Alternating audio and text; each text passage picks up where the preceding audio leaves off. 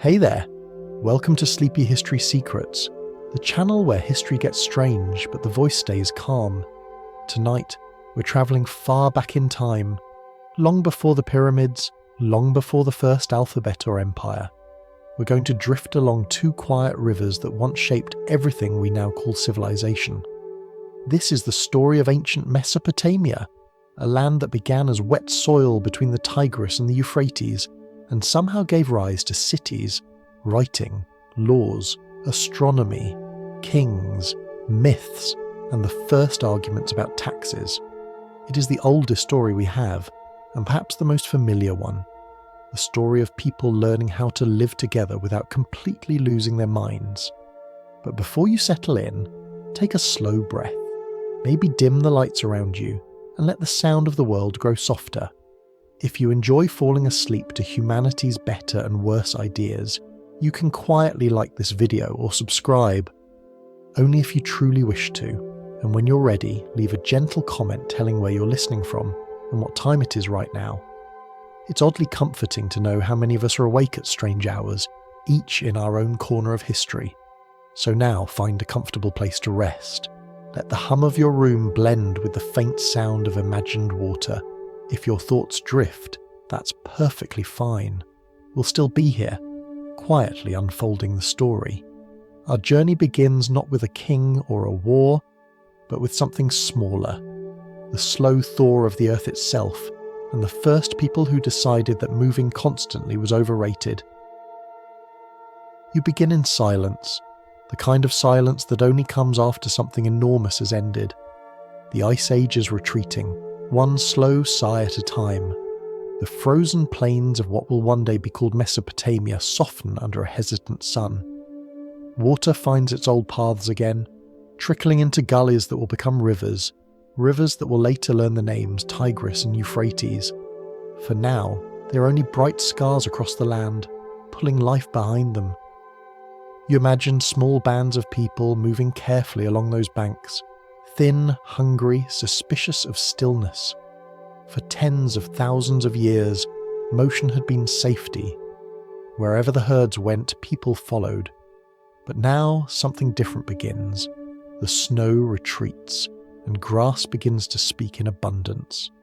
Wild wheat waves gently where ice once ruled, and humanity, always curious and slightly lazy, pauses to listen.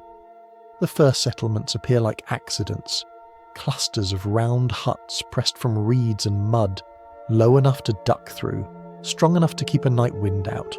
At Abu Huraira and Muribit, in what is now northern Syria, you can almost hear the first domestic arguments echo across clay courtyards, whose turn it is to grind the grain, who forgot to keep the fire alive. Archaeologists call it the Natufian culture.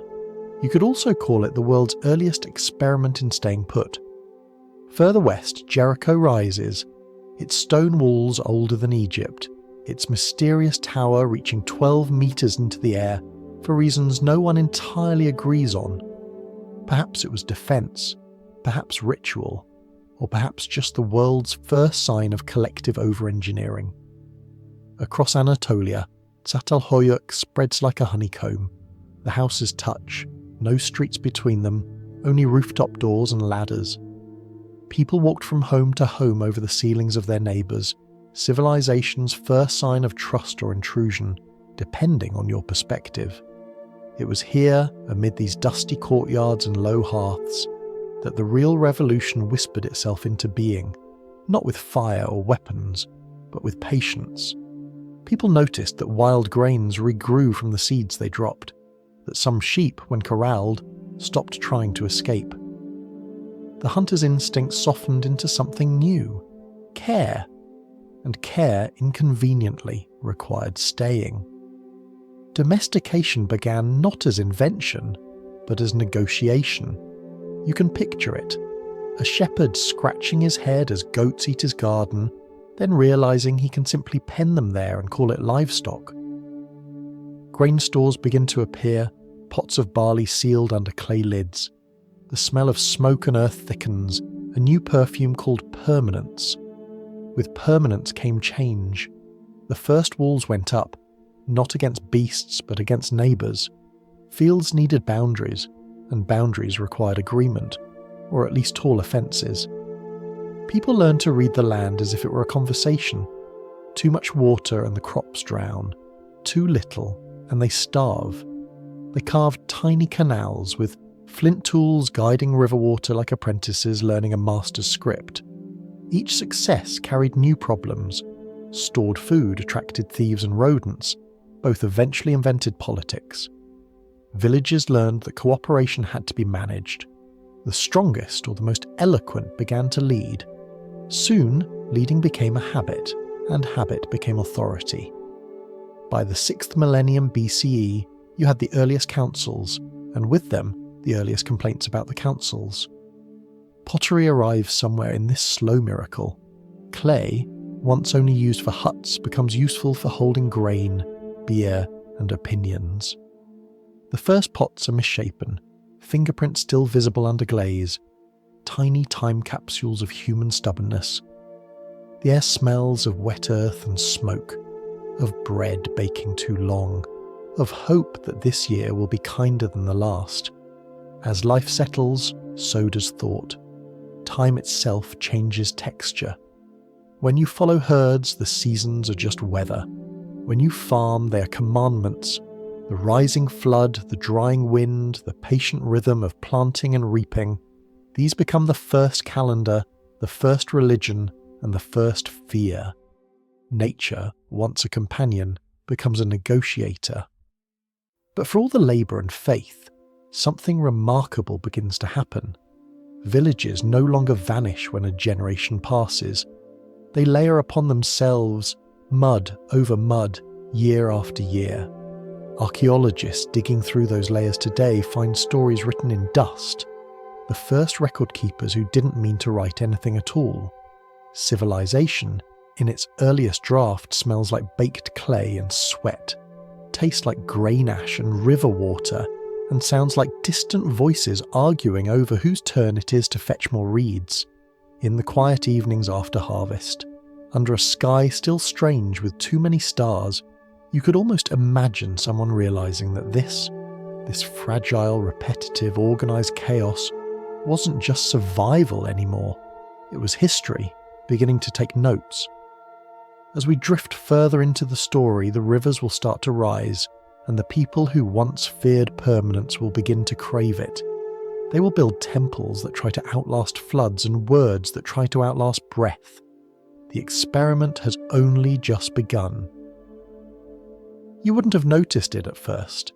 There was no single moment, no trumpet of progress, no inventor announcing that humanity had just changed forever. It was quieter than that. A shift of rhythm, not a revelation. Somewhere along the twin rivers, people began to plan their lives around the patience of plants. At first, farming was simply another gamble. Wild barley and Emma wheat were temperamental guests. They grew when the floods were kind and died when they weren't. But people learned that soil remembered. They saw that if they returned to the same patch of ground and whispered the same labour into it, the land would reward them. Slowly, purpose replaced luck. In these early fields, you can picture figures bent low in the dawn mist, pressing seeds into soft earth still cool from the night.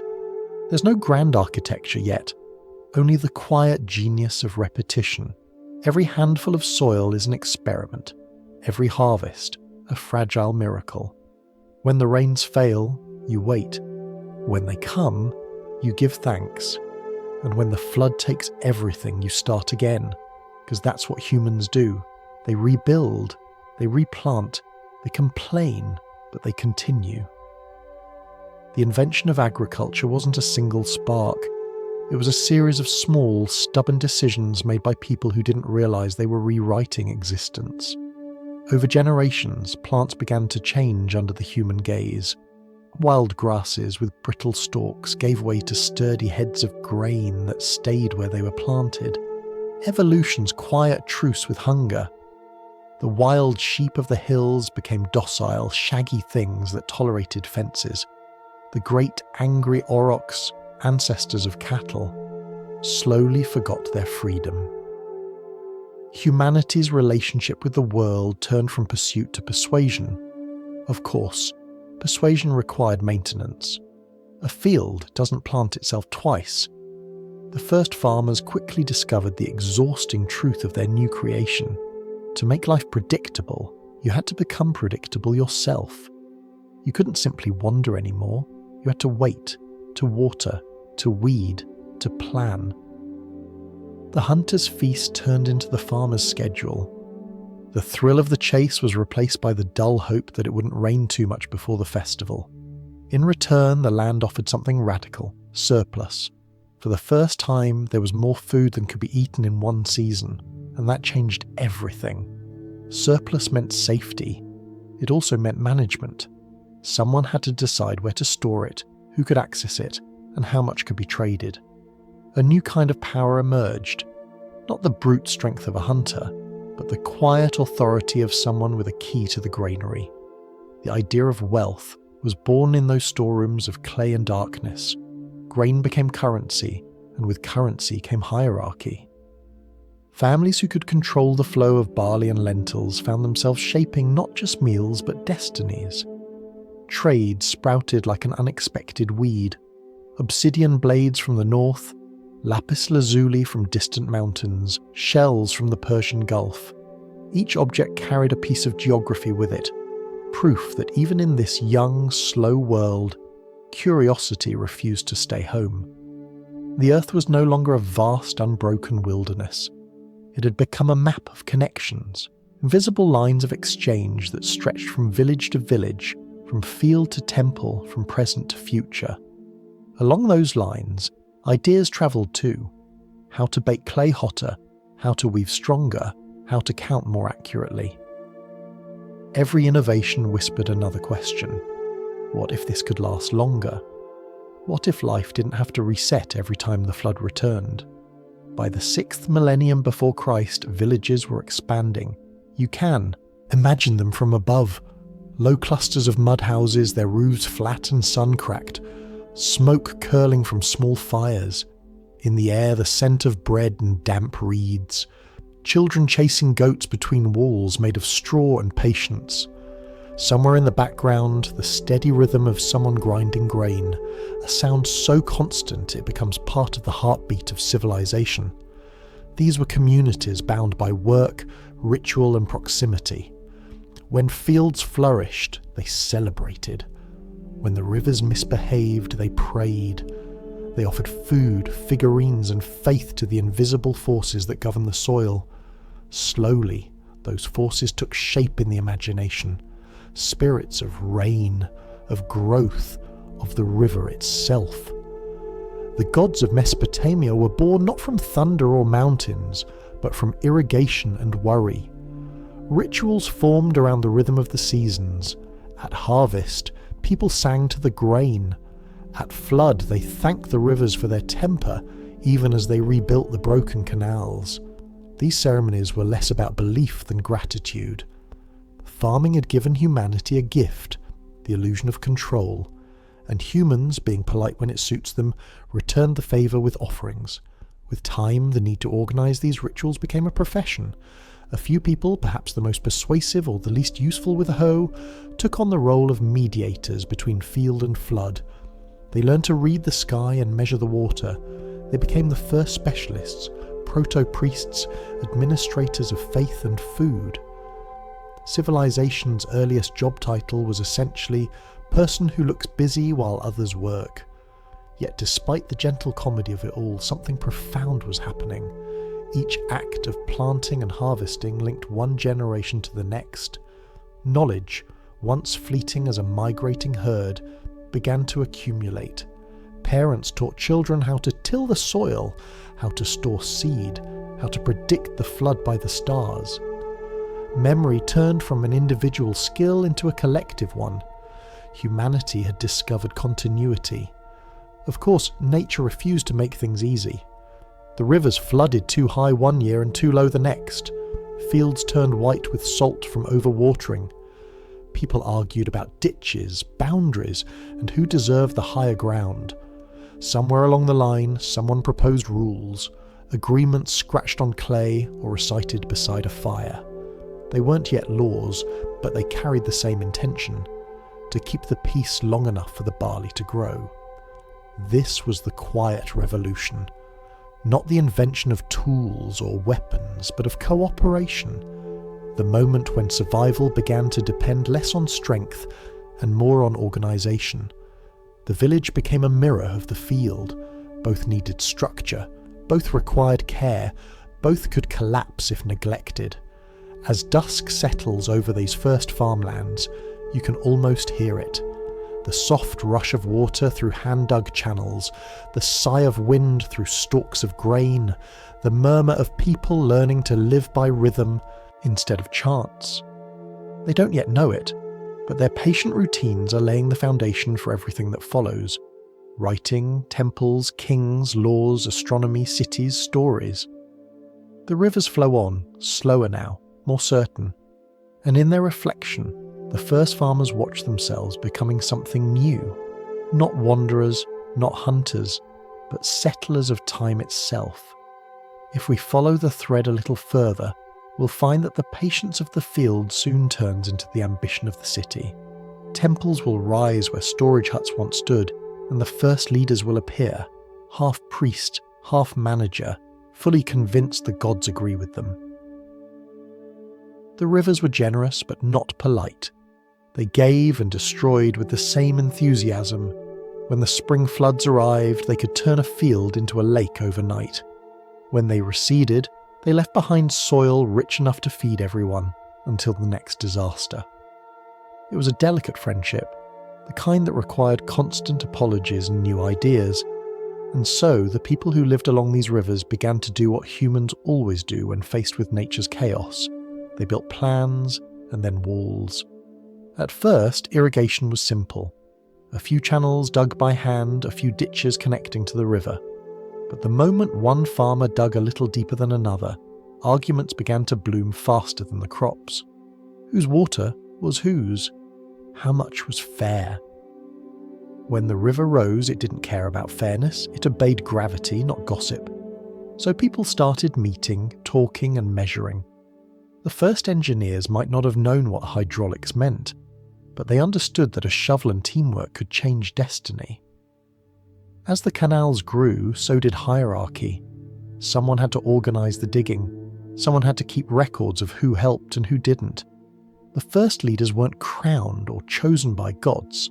They were just the ones standing near the tool shed when decisions were made. And once a person has managed a project, they rarely stop managing. That's how villages slowly became systems. Systems became towns. Towns began to dream of being cities. The walls came next, not just to protect food, but to define identity. A wall said, "We are inside, and everything else is out." It kept out wild animals, the occasional raider, and probably a few in-laws. It also kept people together long enough for culture to ferment. Behind those walls, festivals began. Dances for the flood, offerings to invisible forces, songs meant to keep the rivers calm. The idea that the divine could be persuaded was comforting, especially for people who had recently discovered irrigation failure. At the centre of each settlement, something new appeared: the temple. It wasn't just a place for worship, it was an administrative miracle. Food went in, offerings went out.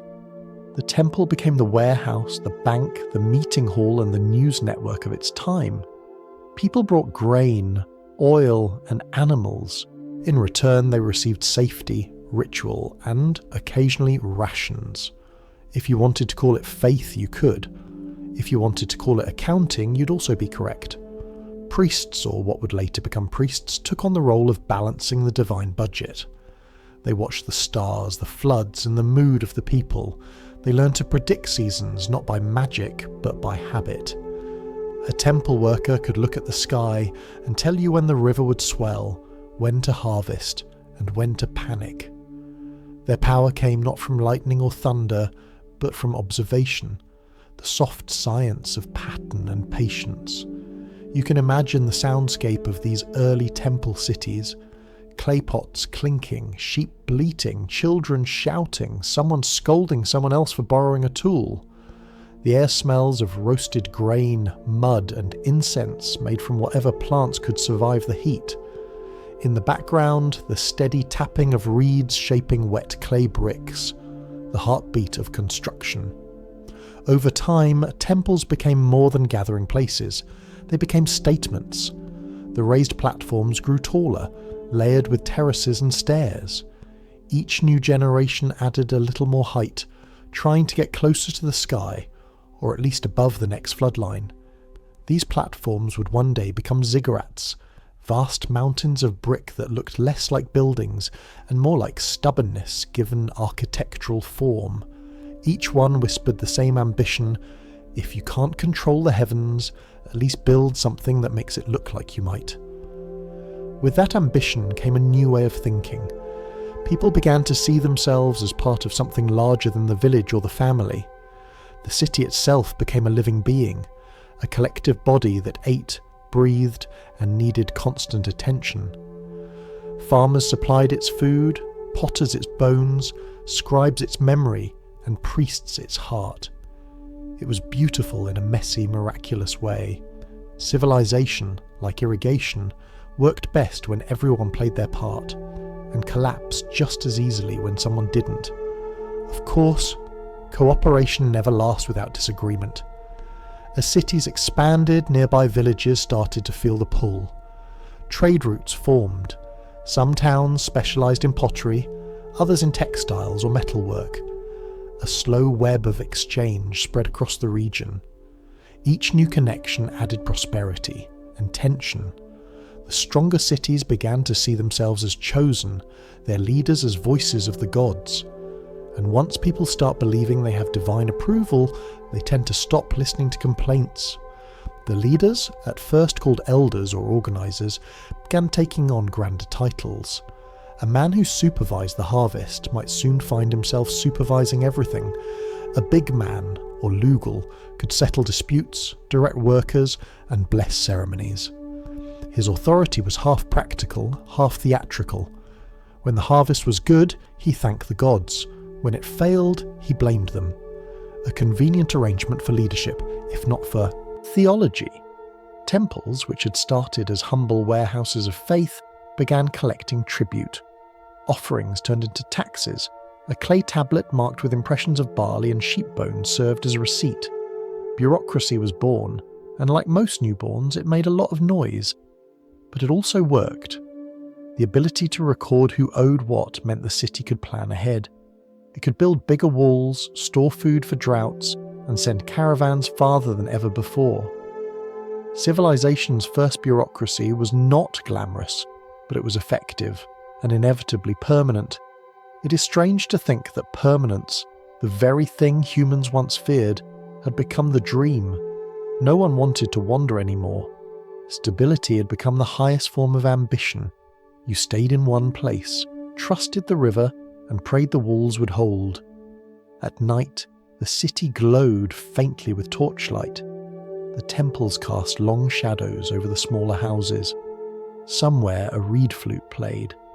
The air hummed with insects and the laughter of people who, for the first time in history, felt that tomorrow might look roughly like today.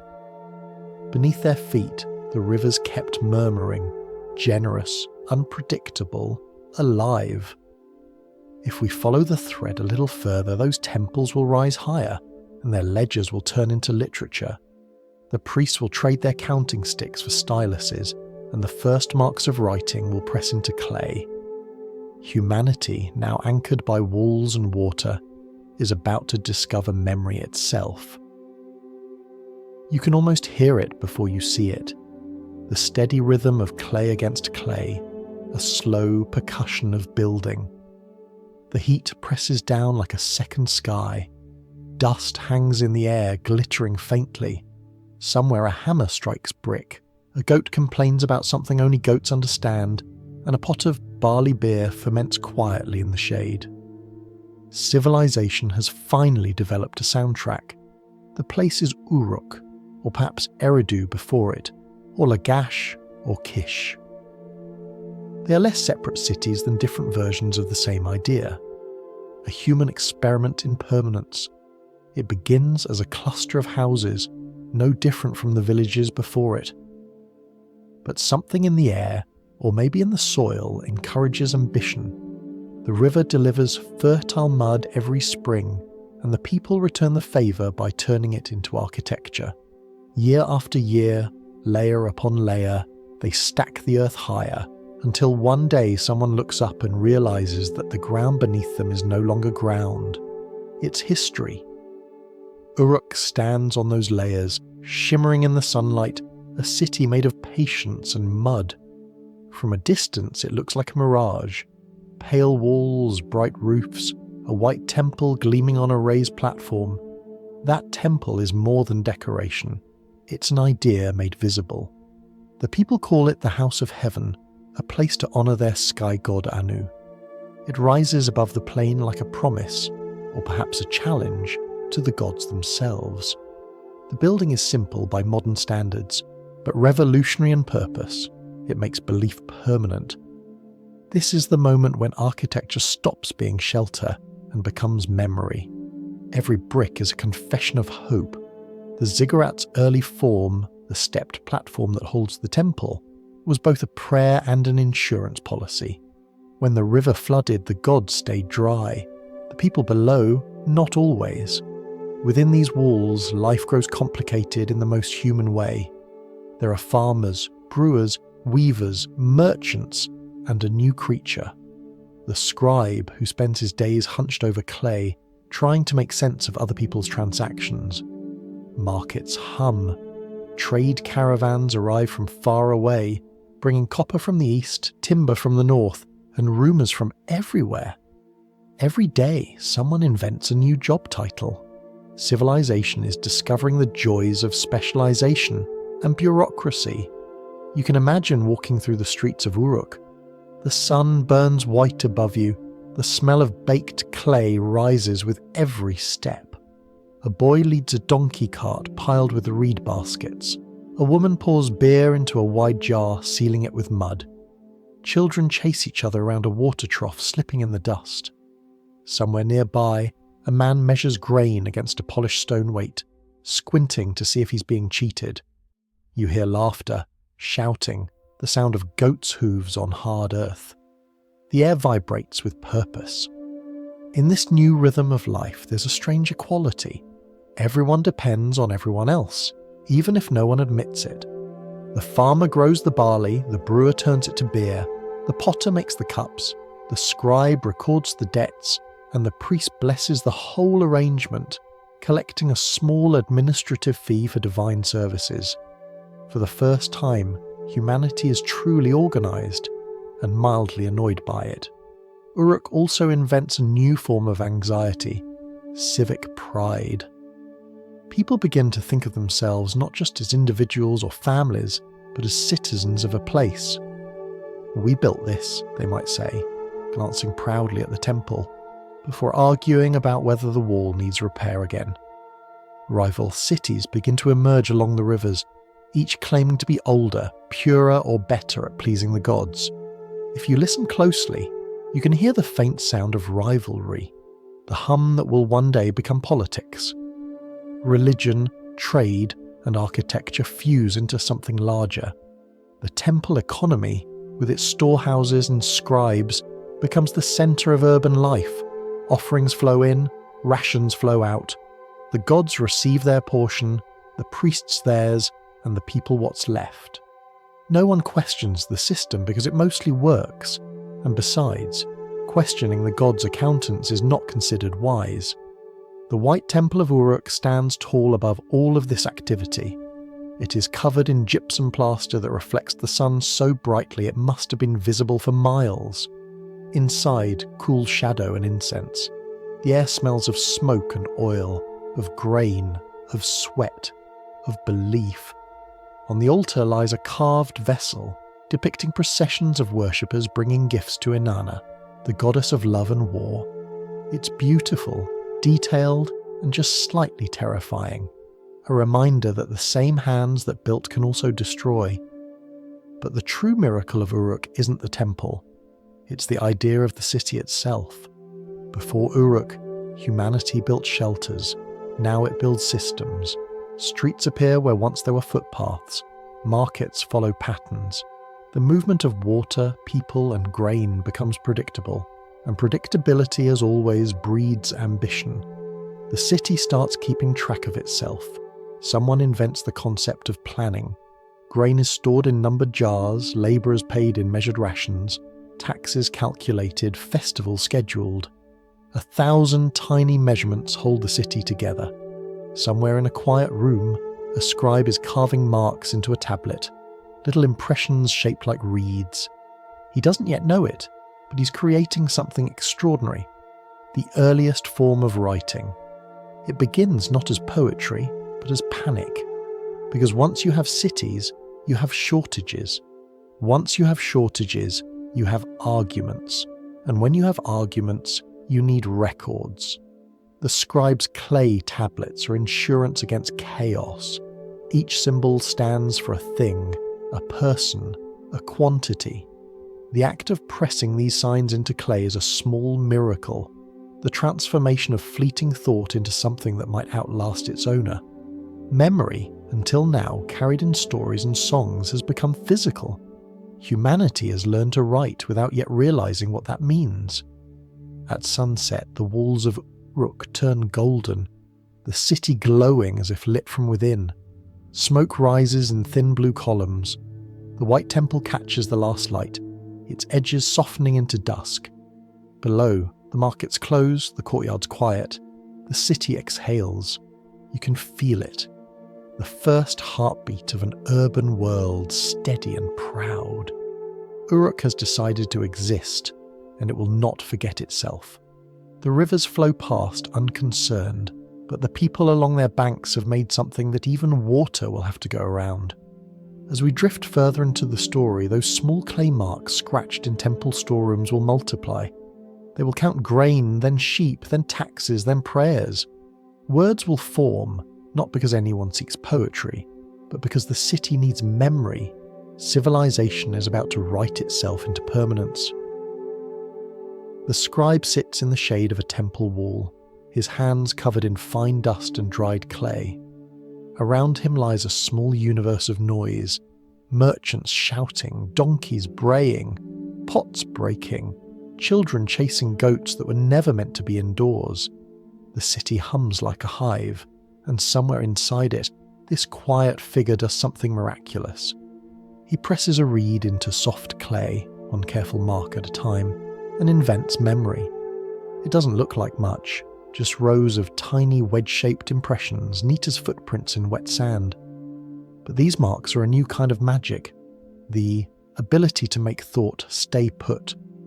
The first tablets from Uruk are simple records, grain deliveries, beer rations, sheep inventories. They're not epic poems or grand decrees, only lists. Yet in their simplicity lies something enormous. Humanity has finally built a tool for permanence that isn't made of stone. It all began, predictably, with anxiety. In the temple storerooms, priests and accountants were drowning in abundance. Too many jars of barley, too many herds of sheep, too many people insisting they had already paid their share. Memory, even a priest's, is unreliable, so they started using small clay tokens, one for a jar of oil, one for a goat, one for a measure of grain. A pocket-sized economy, manageable and tactile. But humans love patterns almost as much as they love shortcuts. Eventually someone realised that pressing the token itself into a slab of clay worked just as well. No need to carry a bag full of tiny goats everywhere you went. Those impressions became symbols, and symbols became writing. It was accounting that taught humanity to draw. You can almost imagine the first scribes at work, half terrified, half proud. They dip their reeds in water, smooth the clay, and press carefully. 1 stroke for barley, 2 for sheep, a few complex marks for don't forget to pay your taxes. They don't know it yet, but every line they carve will echo for millennia.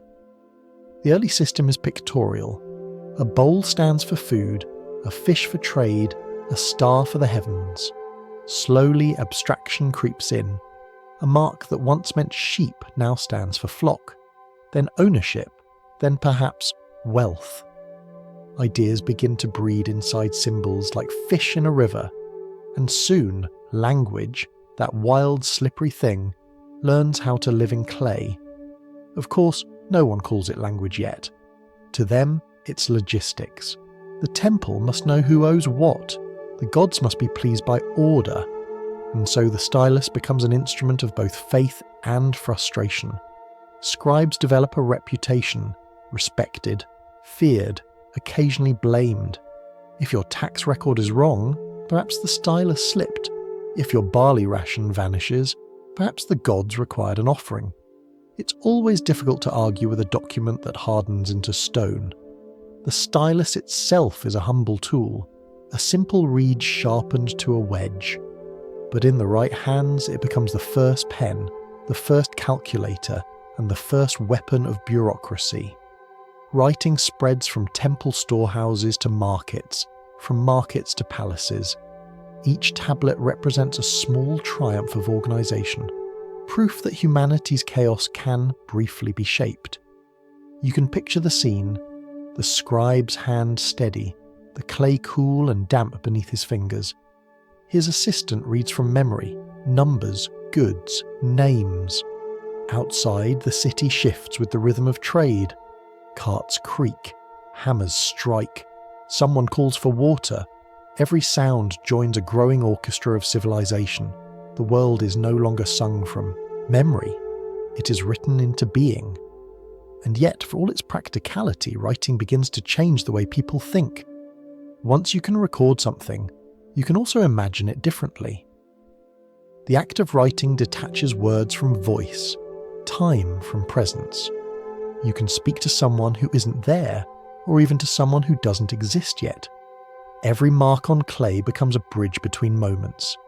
Memory is no longer personal, it is collective. The scribes, of course, take their role seriously. They develop schools, tablet houses, where young apprentices spend years learning to draw wedges with perfect angles. Lessons involve repetition, correction, and the occasional scolding. The first students in history spend their days copying lists of goods, their evenings dreaming of rebellion, and their futures managing inventories. You could call it education. You could also call it accounting with extra steps. Over time, the marks evolve into a full script. The scholars of modern times call it cuneiform, meaning wedge-shaped. But to those who created it, it was simply the language of the gods, or at least of their administrators. By 2800 years before Christ, the scribes of Uruk and neighbouring cities can write entire sentences. They can record royal decrees, hymns, and even personal letters. Somewhere in this swirl of symbols, literature begins to stir. The first myths appear as prayers and inventories disguised as poetry. They tell of Inanna, the goddess of love and war, and of Enki, the god of wisdom and water. They describe creation not as an explosion or a miracle, but as an arrangement of tasks, which God manages rivers, who supervises crops, who handles the complaints department of heaven. The divine world starts to look suspiciously like a city administration. Even the gods apparently need paperwork. You might smile at the irony. Writing, that greatest symbol of civilization, wasn't born from a desire to express beauty or truth. It was born from the need to count sheep correctly. Humanity invented literature by accident while trying to balance its books. The poets came later, as they often do, to make the ledgers rhyme. Still, those dry lists contain the seeds of something greater. In between the rows of numbers and goods, there are names, people, families, signatures of pride. A father leaving a mark so his son will know he existed. A merchant recording a debt that may never be paid. A priest inscribing the schedule of festivals to ensure no one forgets the gods. Writing turns life into continuity, and continuity into culture. By now, the tablet is more than clay, it is authority. To write something is to make it real. A contract etched in clay is stronger than a handshake. A law written down can outlive its enforcer. For the first time, power depends on symbols rather than swords. Civilization is learning that ink or its muddy equivalent lasts longer than muscle. At dusk, the scribe sets aside his stylus and exhales. The tablet lies before him, a rectangle of wet earth holding the weight of an entire system. Tomorrow it will dry and harden, surviving floods, wars, and millennia. He cannot know that one day, someone in a distant museum will stare at it behind glass, whispering, "This is where it began." As the stars emerge over Uruk, their faint reflections glitter on the surface of the river. The night breeze carries the scent of clay, oil, and something new, the quiet pulse of thought made visible. Writing, once a simple convenience, has become humanity's mirror, and in that mirror, the city begins to see itself.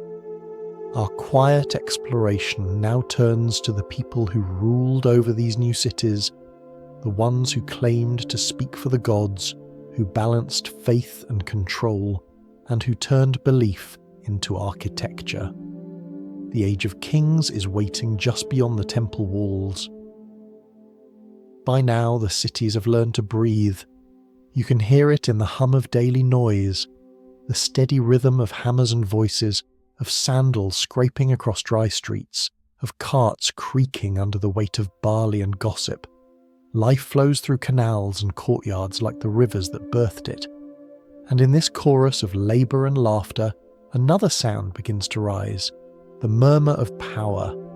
It starts quietly, as most dangerous things do. The temples, once small warehouses of worship and grain, have grown into towering symbols of both faith and management. Their whitewashed walls gleam under the Mesopotamian sun, reflecting light like the calm face of authority. Inside, priests count offerings and record donations, performing the sacred ritual of double-entry bookkeeping. The gods, it seems, have developed an appetite for organisation. Every act of worship requires paperwork. Each sacrifice demands inventory. The priestly class becomes the bridge between heaven and the harvest, claiming to interpret the will of divine beings who, curiously, always agree with their own policies. When a drought strikes, it is the people's fault for praying incorrectly. When the floods return, it is proof that the prayers and the priests worked. Faith, as it turns out, makes an excellent business model. As the city expands, so does the distance between those who build and those who bless. The labourers toil in the heat, laying brick after brick, their sweat evaporating before it touches the ground. Above them, on raised terraces, the priestly administrators debate how many sheep should count as one god's share. The gods themselves remain silent on the matter, but something else is happening in the background. A shift in tone, a consolidation of influence. The priests, though powerful, cannot organise irrigation ditches or defend against raiders on their own.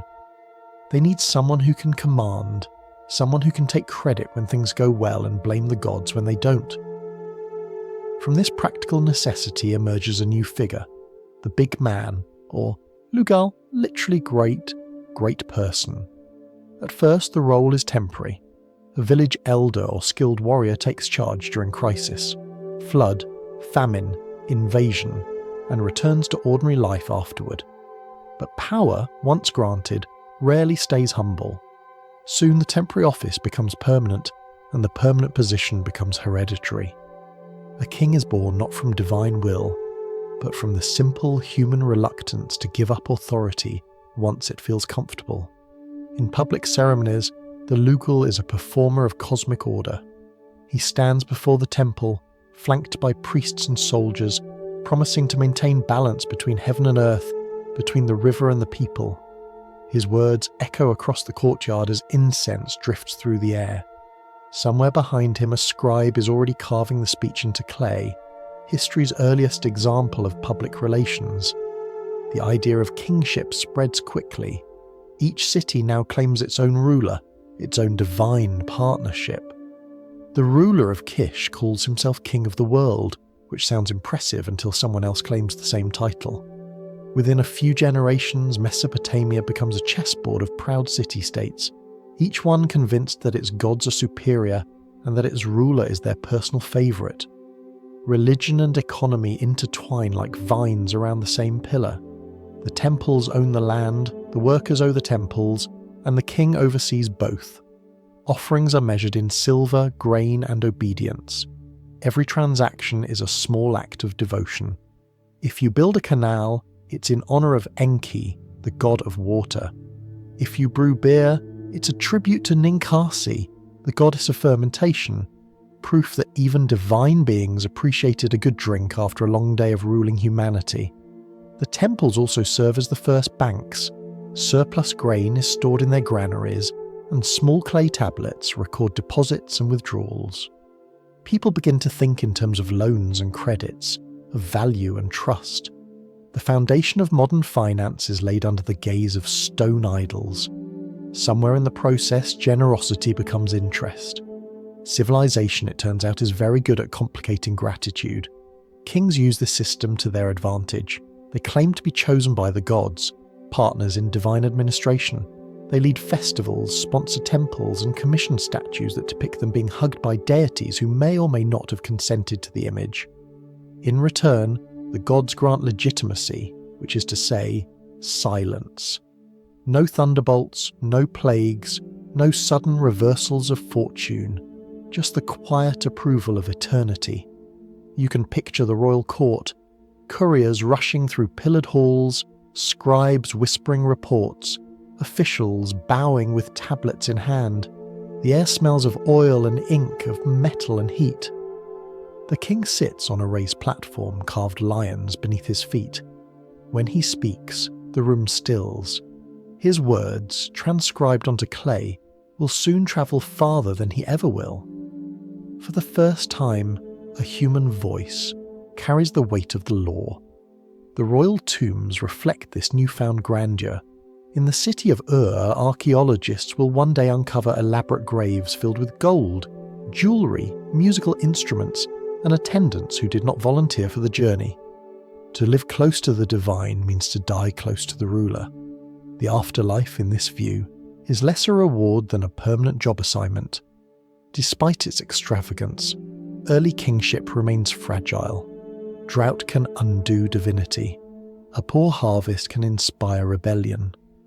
When disaster strikes, people begin to question whether the gods have changed their minds, or simply their representatives. Every wall needs maintenance, every leader an explanation. Authority, like irrigation, must be constantly repaired. Still, the system holds. Faith and hierarchy reinforce each other, wrapped in ritual and song. Every year, great processions wind through the streets, priests carrying statues of the gods, musicians beating drums, dancers waving palm branches. The king walks behind them, half servant, half sovereign, smiling at the crowd as though the entire performance were his idea. And in a way, it is. The city needs ceremony as much as it needs bread. As the sun sets over the ziggurat, the air cools and the torches flicker. You can almost hear the city sigh with satisfaction. The gods are honoured, the ledgers balanced, the people fed for now. The king returns to his palace, the priests to their records, the workers to their homes. Everything is in its place. Civilization has invented order, and order has invented bureaucracy, and bureaucracy inevitably has invented fatigue. If we follow the thread a little further, that fatigue will become ambition. Kings will compete not just to rule their cities, but to outshine them. Temples will rise higher, laws will multiply, and knowledge itself will be measured, sorted, and stored. The human mind is about to look upward, to the stars, the seasons, and the strange arithmetic of the divine. You stand on a rooftop in Ur or Lagash at night, and the world feels wide and ordered. The city hums faintly below you. Distant drums from a temple, the soft laughter of people who've survived another day, the flicker of torches in the narrow streets. But above all of it stretches the sky, endless and quietly mathematical. The stars are not random anymore, they are numbers waiting to be counted. The Sumerians look up and see a pattern where others see chaos. For them, the heavens are not decoration but instruction. The sun rises and sets on schedule, the moon grows and fades with rhythm, and the rivers flood as if obeying some hidden equation. Humans may not yet know what an equation is, but they can feel its pulse. Somewhere between observation and awe, science begins to whisper. They count, first on their fingers, then on their knuckles. A person has 12 finger segments if you exclude the thumb, and 5 fingers on the other hand to keep track of. Multiples. Multiply 12 by 5 and you reach 60, the first perfect number in Mesopotamia. From this quiet convenience comes a system that will haunt the world forever. A 60-based way of counting, elegant and exhausting. It gives us the 60 minutes in an hour, the 360 degrees in a circle, and the eternal feeling that time itself is running just a little too fast. With this new arithmetic, they can map not just trade routes but the heavens. The priests of Uruk and Ur record the movements of Venus and Jupiter, noticing their predictable returns. They invent calendars to plan festivals and planting seasons, to know when to bless the fields or prepare for flood. The stars become a timetable written across the sky, the first cosmic spreadsheet. The temple becomes the classroom of the cosmos. Scribes copy tables of numbers, not for taxes this time, but for time itself. They record eclipses, moon phases, solstices, and the occasional omen that conveniently justifies a king's latest decision. Astronomy and politics already in polite partnership. But mathematics is only one half of the Sumerian mind. The other half dreams. They see the universe as a vast flat disk surrounded by cosmic waters, the earth a platform floating on eternity. Above is the vault of the heavens, below the underworld, a dusty echo of life. There is no paradise, no punishment, only continuity, the same bureaucracy just with fewer lamps. Death, for them, is less an ending than a change in management. To navigate such a cosmos, they turn to words and symbols.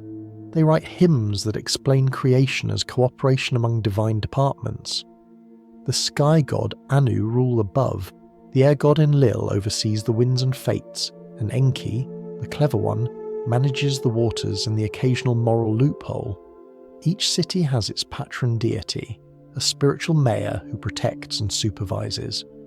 Religion is urban planning for eternity. Medicine too follows this pattern of logic and ritual. Illness can come from spirits or bad water. Either way, it requires treatment. The healers mix herbs, whisper incantations, and prescribe charms. They write down their cures in neat lines of cuneiform, the first medical records. Some are practical, honey for wounds, beer for the discouraged. Others less so, wearing a specific amulet to prevent a toothache, or sleeping on the left side to confuse demons. Still, you can see the beginnings of reason beneath the ritual, like seedlings under sand. The same hands that carve numbers and prayers also carve stories. Among them grows one story that will outlive every empire, the tale of Gilgamesh. A king who builds walls so strong they still exist in fragments. A man who, despite his power, learns that death is stronger. It's the first epic, and perhaps the first therapy session recorded in clay. The hero defeats monsters, befriends a wild man, loses him, and sets off to find immortality. What he finds instead is wisdom. That the city he built and the stories he told will last longer than his body ever could. You can feel the human ache in it, that mix of pride and melancholy that defines every civilization.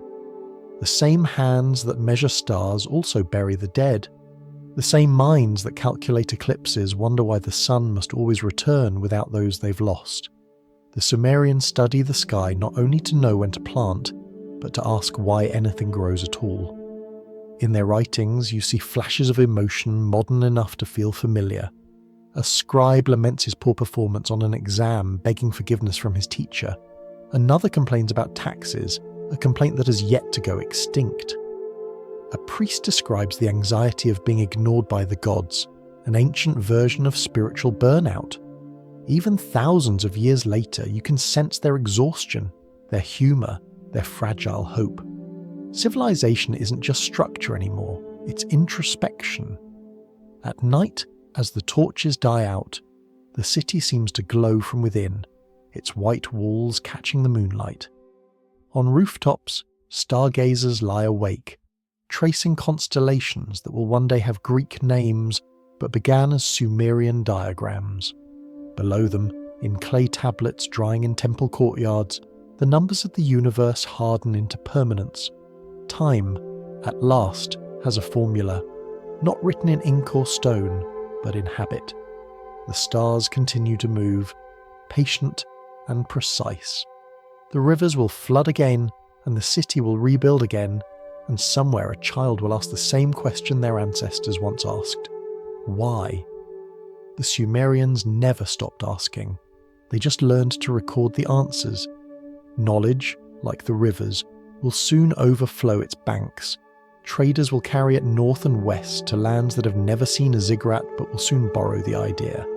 Words will travel faster than armies, and one day someone far from these plains will build their own version of a city and call it civilization, as if it were new. As we drift further into the story, the light of the Sumerians begins to flicker. Empires will rise on the foundations they left behind, carrying their mathematics, their myths, and their melancholy. The dream of order will grow larger, and so will its shadow. The rivers never stop moving, and neither do people. You've built your walls, written your ledgers, mapped the stars, and prayed to your gods, but eventually someone will always look across the horizon and think, I could own that too. And so, history invents its favourite recurring character, the conqueror. Around 2300 years before Christ, a man appears in the city of Kish, somewhere north of Sumer. His name is Sargon, which means the legitimate king. A promising start, though it sounds a bit like overcompensation. His origin stories vary depending on who's telling them. Some say he was a gardener, others say he was born to a priestess and set adrift on the river in a basket. Either way, he emerges with remarkable luck, a sharper mind than most, and an unshakable belief that the world could be tidier if only he were in charge. Sargon begins as a servant to the king of Kish, but decides fairly quickly that this is a temporary position. With the help of a loyal army, about 5,400 men who ate bread daily before him, as one inscription proudly records, he marches south, conquering the rich cities of Sumer one by one. Uruk falls, then Ur, then Lagash, and the rest follow with weary inevitability. The cities of clay, so busy perfecting irrigation and accounting, have little defence against ambition with a sword. He establishes his capital at Akkad, a city whose exact location is still lost to time. From there, he rules over a territory stretching from the Persian Gulf to the Mediterranean Sea. For the first time, this land between rivers becomes a single political body. Roads are built, trade flourishes, and messages travel farther than ever. The scribes now write not just for temples, but for an empire. Sargon does something new and quietly revolutionary. He standardizes everything: weights, measures, language, and even bureaucracy. One script, one administration, one tax code. An empire organized as efficiently as a ledger. His officials record harvests, shipments, and payments with obsessive precision. It's civilization's first known attempt at central management, and it works, at least for a while. He also perfects another human invention: propaganda. Inscriptions describe him as chosen by the goddess Inanna, beloved of the gods, undefeated in battle. In reality, he spent much of his reign suppressing revolts and putting out fires, literal and political. But history, as always, favours those who write the records. Sargon makes sure that clay tablets carry his name to every corner of his realm. He is the first ruler to grasp that words can travel faster than soldiers. Imagine his empire at its height, caravans laden with cedar wood, lapis lazuli and tin, emissaries from distant lands kneeling before the throne, messengers racing along dusty roads with orders sealed in clay. The scent of spice, sweat, and ambition fills the air. In Akkad, scribes work late into the night, copying decrees under the glow of oil lamps. The hum of administration becomes the soundtrack of empire. But power, like irrigation, always leaks somewhere. The more Sargon builds, the more he must maintain. Each province requires officials, soldiers, supplies, and loyalty, all of which cost more than victory itself. Droughts strain the fields, rebellions flicker at the edges. The gods, once so generous, begin to seem silent again. You can feel the weight of exhaustion pressing down on the empire, the same fatigue that has already visited every city that thought it could last forever. Sargon reigns for 55 years, an impressive tenure by ancient standards, and according to one legend, long enough for the people to grow tired of success. In the end, he dies as all conquerors do, surrounded by the monuments of his achievements and the quiet erosion of his certainty. His sons inherit the throne, but not his vision. Within a generation, the empire cracks. The cities he conquered remember their old rivalries. The rivers reclaim the roads. The bureaucracy, once his proudest creation, begins to eat itself. Still, the idea of empire lingers. Others will copy his blueprint: the unity of language, the worship of a single ruler, the efficiency of central rule. Every kingdom that follows carries a little of Akkad in its bones. The concept of one world under one man becomes a recurring fantasy, resurfacing across continents and centuries. Sargon's dream outlives his city. The fragments of his story that survive are half myth, half report. In one poem, he claims the gods lifted him from the river as a baby, smiled, and said, "You will rule the world." In another, he's portrayed as lonely, besieged by enemies, regretting the burden of greatness. You sense the earliest version of a paradox that will repeat through history. The stronger the king, the more fragile the crown. When archaeologists thousands of years later uncover Akkadian tablets, they find more than decrees and inventories. They find a language reshaped for empire, a script streamlined for efficiency, and a tone of confidence so complete it almost sounds desperate. Every line begins the same way. Sargon, king of the world.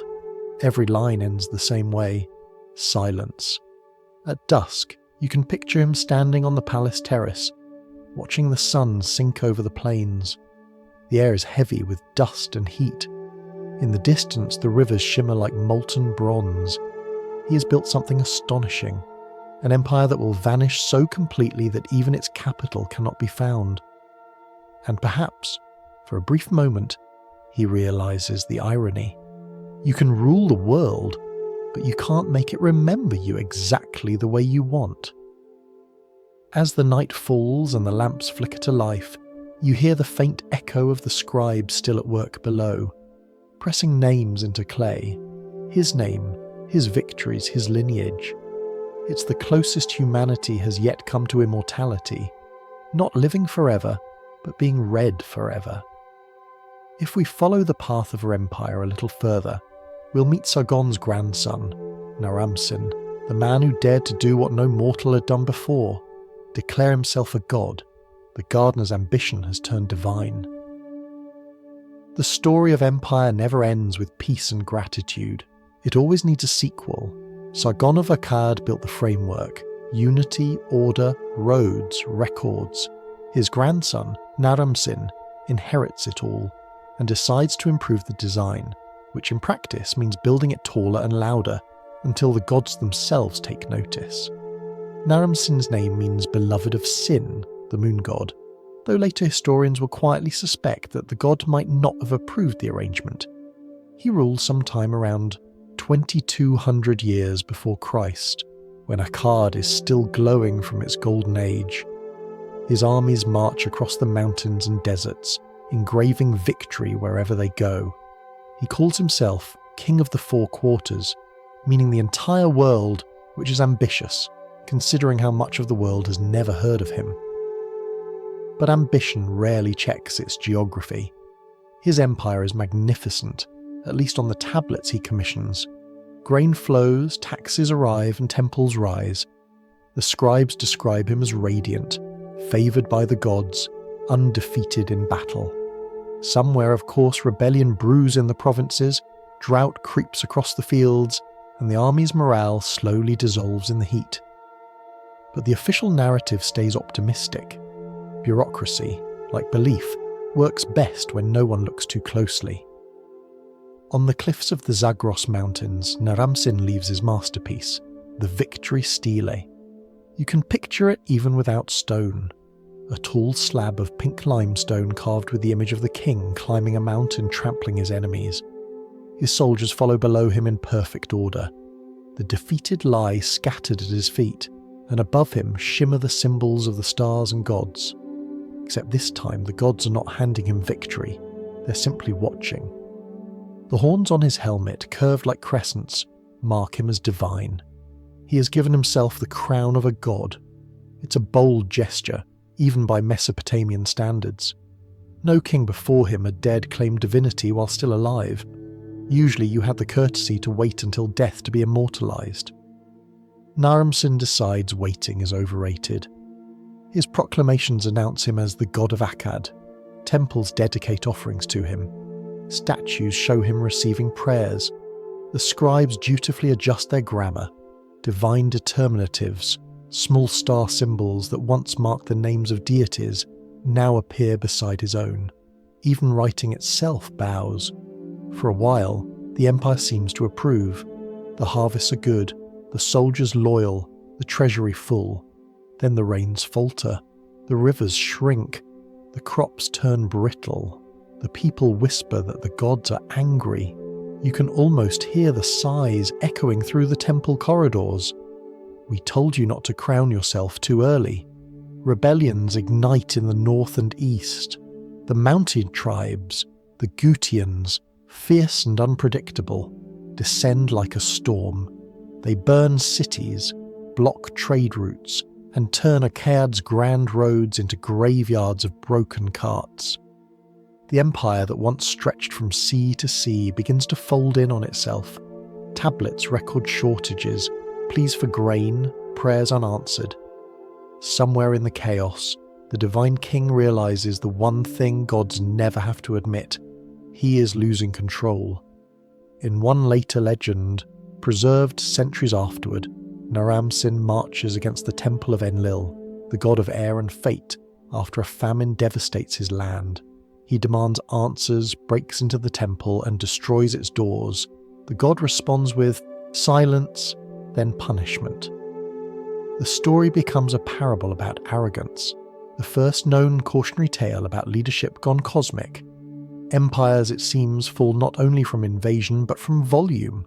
The louder the claim, the swifter the echo. When the Gutians finally overrun Akkad, they leave behind little but ruins and confusion. The cities crumble, the administration collapses, and the once glorious empire fades into dust. Naram-Sin's name survives mostly as a warning. The man who called himself a god and lost everything to the weather. In his fall, Mesopotamia learned something its descendants will never quite forget. It is easier to build walls than to manage pride. But even ruin has its rhythm. The Gutian tribes do not know how to maintain the irrigation systems or the bureaucracy that sustain the land. The canals clog, the fields salt, and the population dwindles. Within a few decades, the conqueror's victory rots into famine. Civilization withdraws southward, back toward the familiar cities of Ur and Uruk, where memory and mud never fully die. In those surviving towns, the scribes begin to record laments, long sorrowful poems mourning the fall of Akkad. The statues have been toppled, the shrines abandoned, the canals dry. Their words are heavy with both grief and relief. Perhaps the world had grown too large, the gods too silent, the rulers too proud. The collapse becomes a cleansing, a reset. The people return to smaller temples, to local gods who at least answer occasionally. Still, traces of Naram-Sin linger.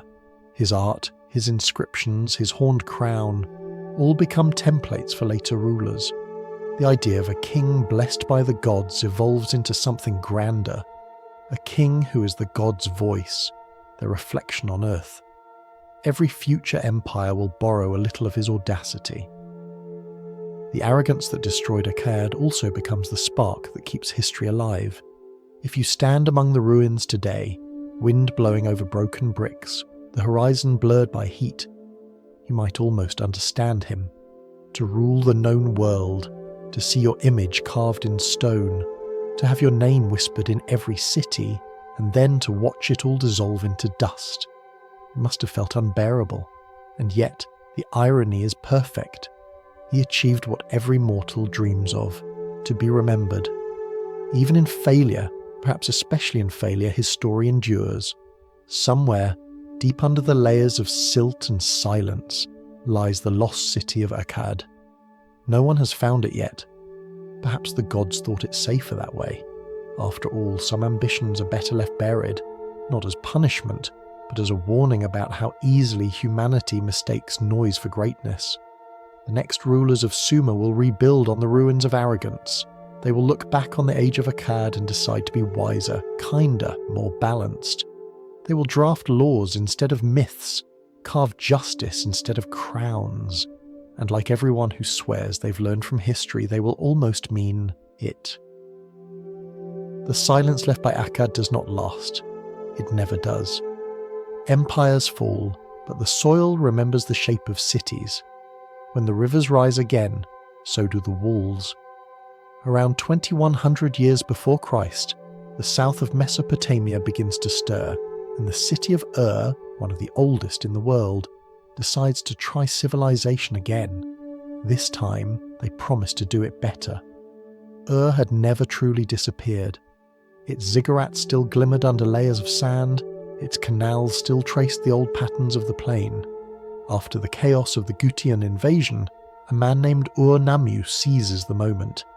He is not a conqueror like Sargon, but a builder.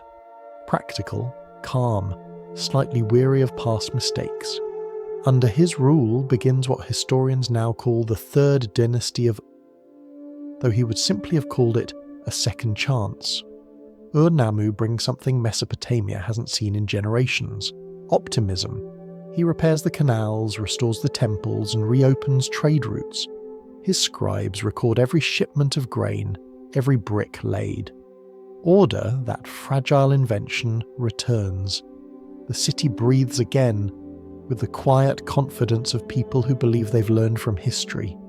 They haven't, not entirely, but they mean well. His most enduring creation is a monument not of conquest, but of faith, the great ziggurat of Ur. Imagine it under the fierce southern sun, massive terraces of baked brick rising step by step toward the sky.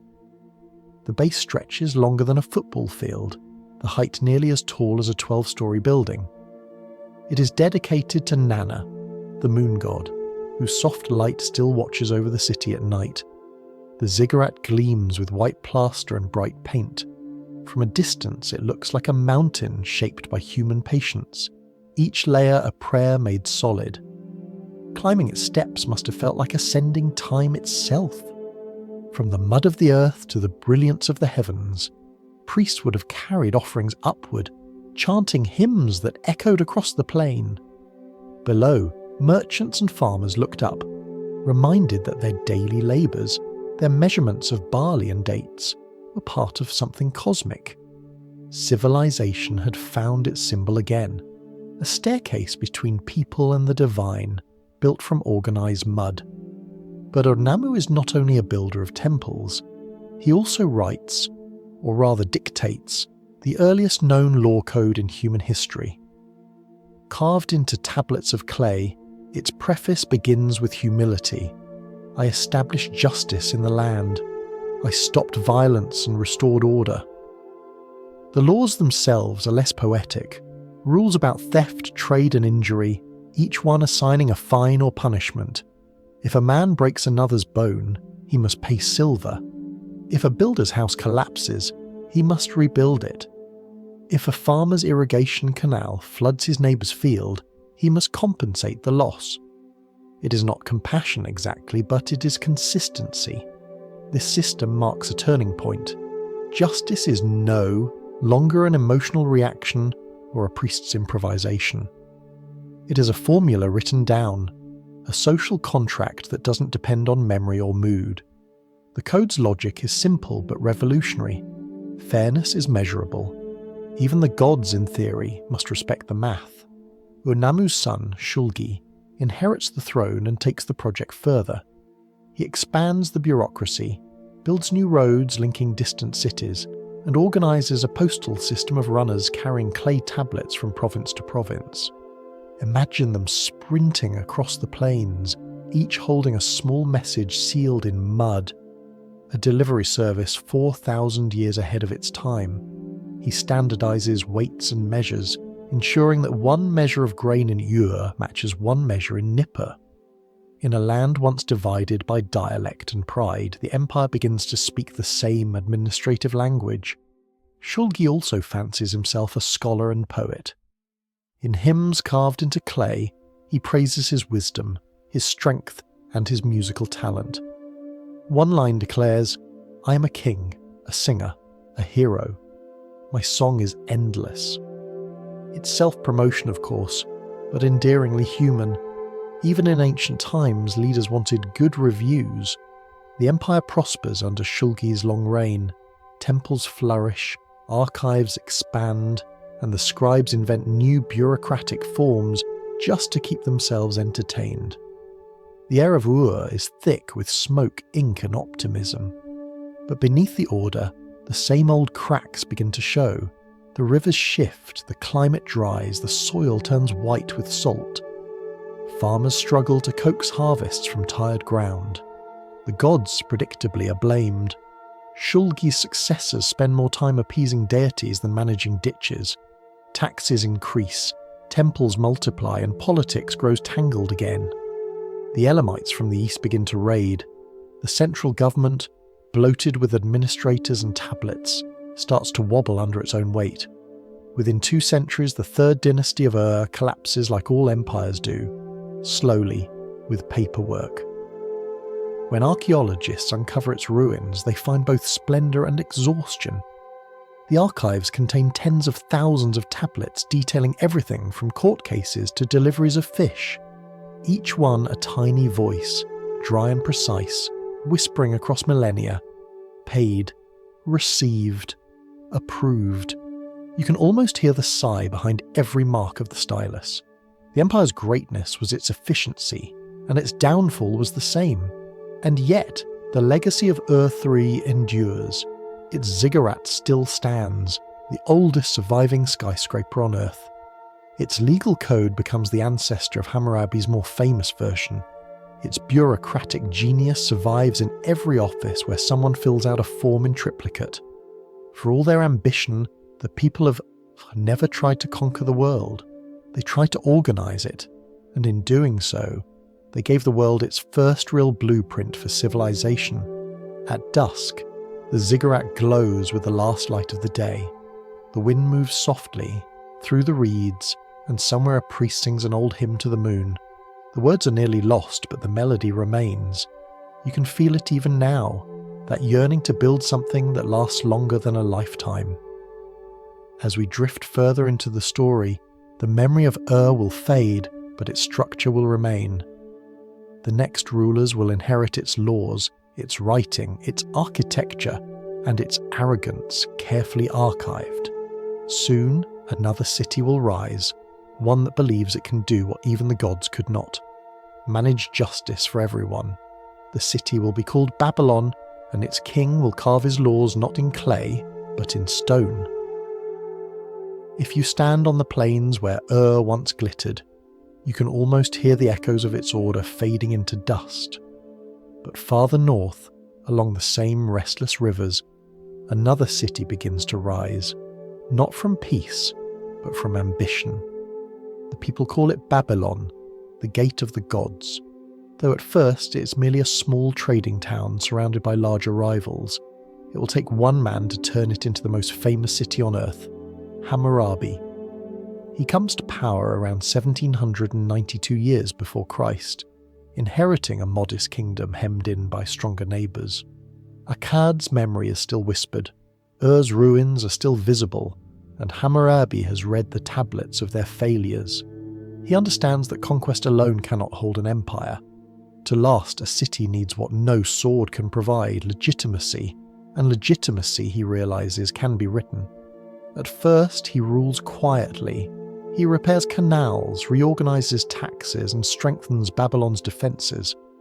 Then, with patience that borders on art, he begins to expand, not with grand invasions, but with careful alliances and calculated betrayals. When the dust settles, Babylon stands at the heart of a realm stretching from the Persian Gulf to the rivers of the north. It's an empire not of brute force, but of contracts.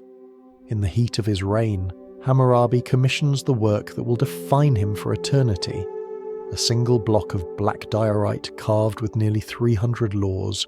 The stone stands taller than a man and weighs more than reason. At its top, the king is shown standing before Shamash, the sun god of justice, receiving authority from the divine hand. Below, the laws unfold in neat columns of cuneiform, orderly, permanent, terrifyingly specific. They begin with fairness and end with fear. If a man builds a house and it collapses, killing the owner's son, the builder's own son must die. If a thief steals from a temple, his hands are cut off. If a noble strikes another noble, he pays silver. If a noble strikes a commoner, he pays less. Justice, it seems, is carefully calibrated by class. For all its precision, the code remains human, and humans, as always, are inconsistent. The most famous phrase from the code is simple, an eye for an eye. But the real text is subtler. It isn't just vengeance, it's proportion. The punishment should match the crime, not exceed it. It's an early attempt to contain revenge within rules, to turn emotion into arithmetic. Hammurabi's genius lies not in cruelty, but in calculation. Each law addresses a specific problem from daily life.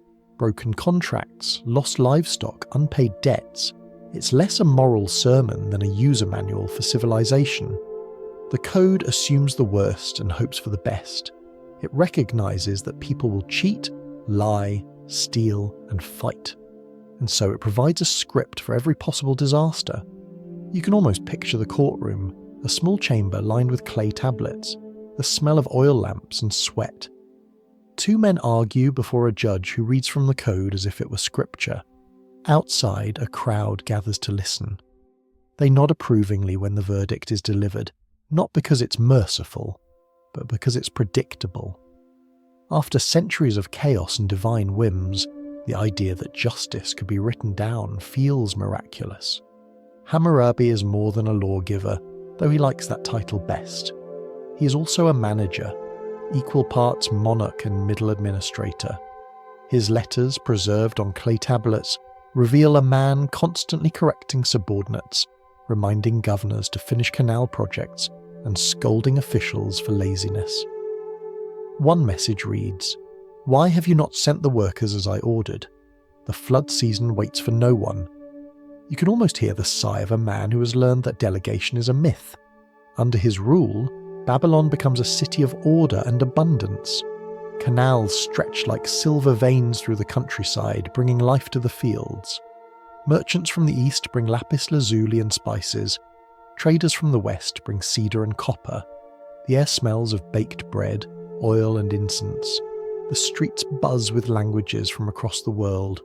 And above it all, the ziggurat rises, a layered mountain of brick dedicated to Marduk, the city's chief god, who conveniently now ranks higher than all other gods. Marduk's ascent mirrors Babylon's. In the older Sumerian myths, each city had its own divine patron, equal in pride and power. But Hammurabi's priests rewrite the hierarchy. The world now belongs to Marduk, and Babylon is his home. It's theology as politics, centralization disguised as faith. The idea of one god ruling many mirrors the idea of one king ruling many people. The gods, it seems, appreciate a good example. Hammurabi rules for 43 years, long enough to believe he has built something eternal. His empire is efficient, well documented, and thoroughly convinced of its own stability. But after his death, the edges begin to fray. The canals silt, the provinces rebel, and the trade routes shift. The laws remain, but the hands that enforce them weaken.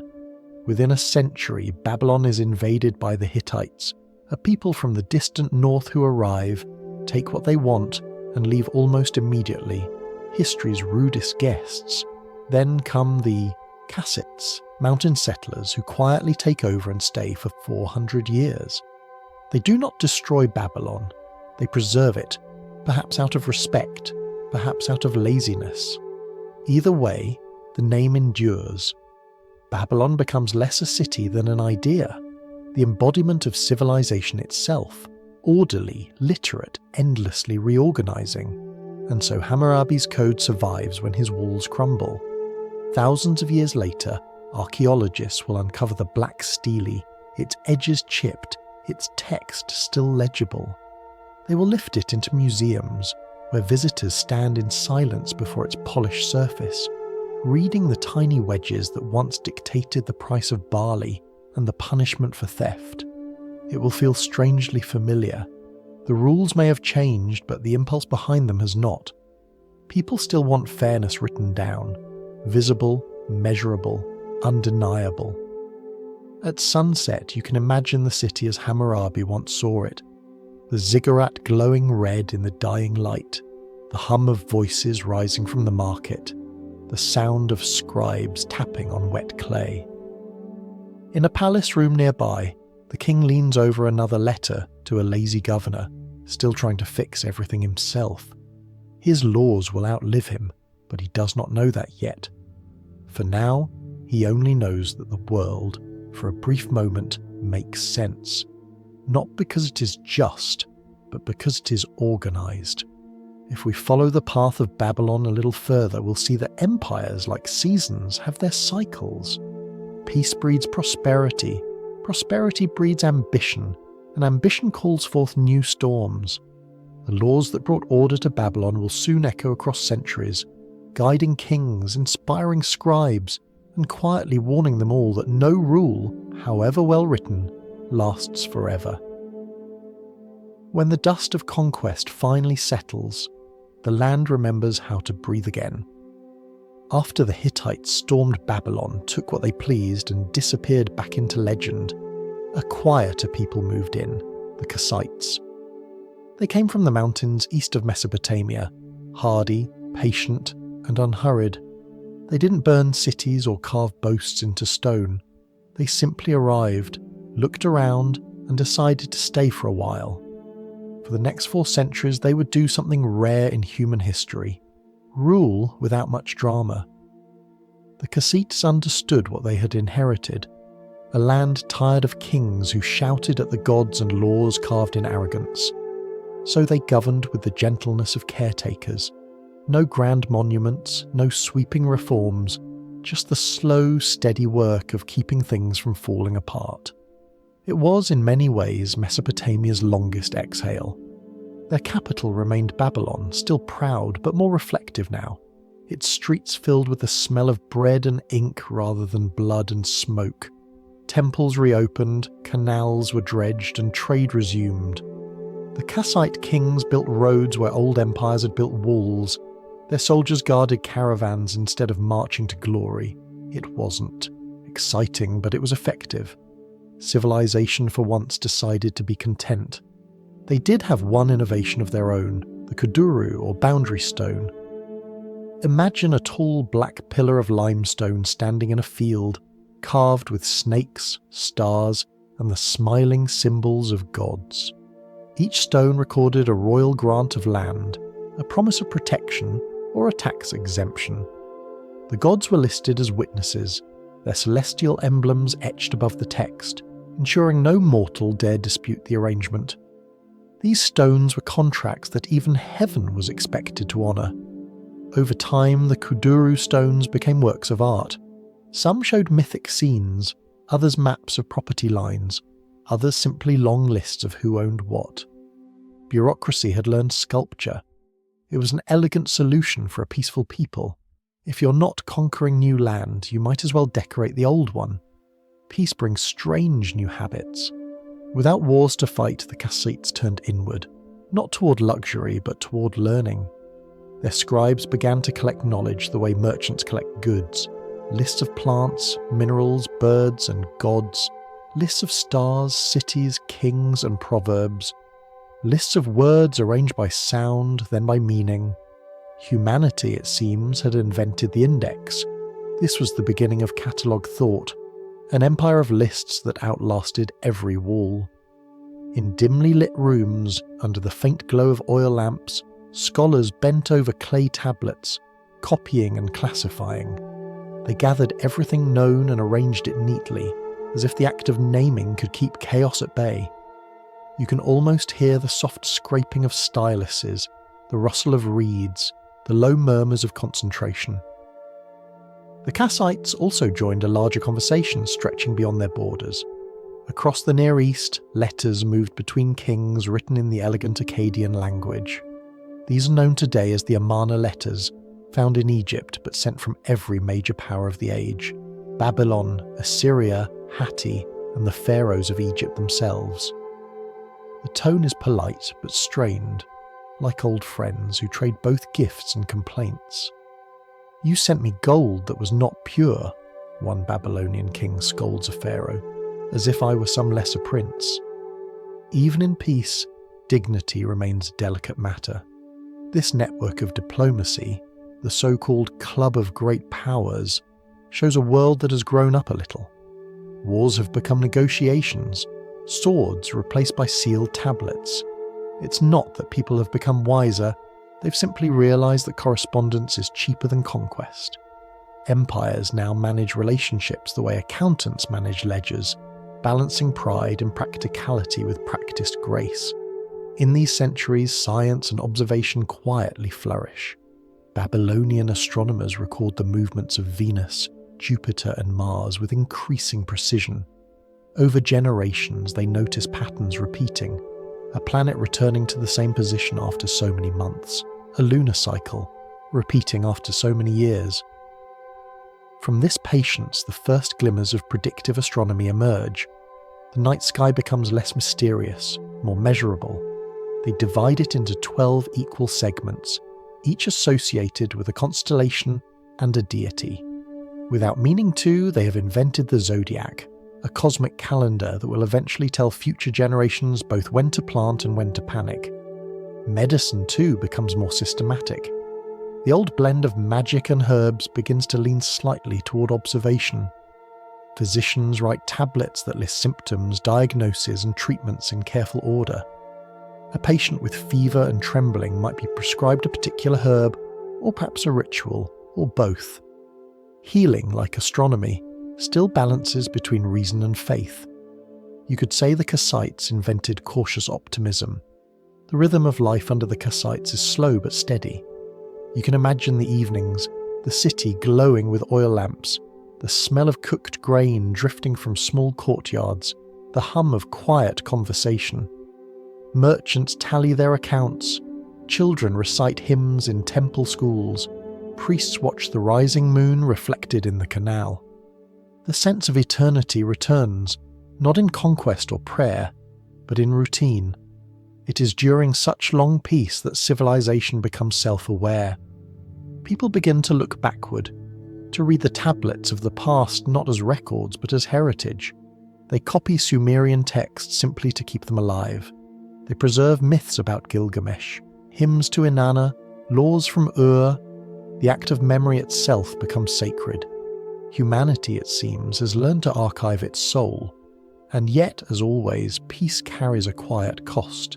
Comfort breeds complacency, and stability tempts forgetfulness.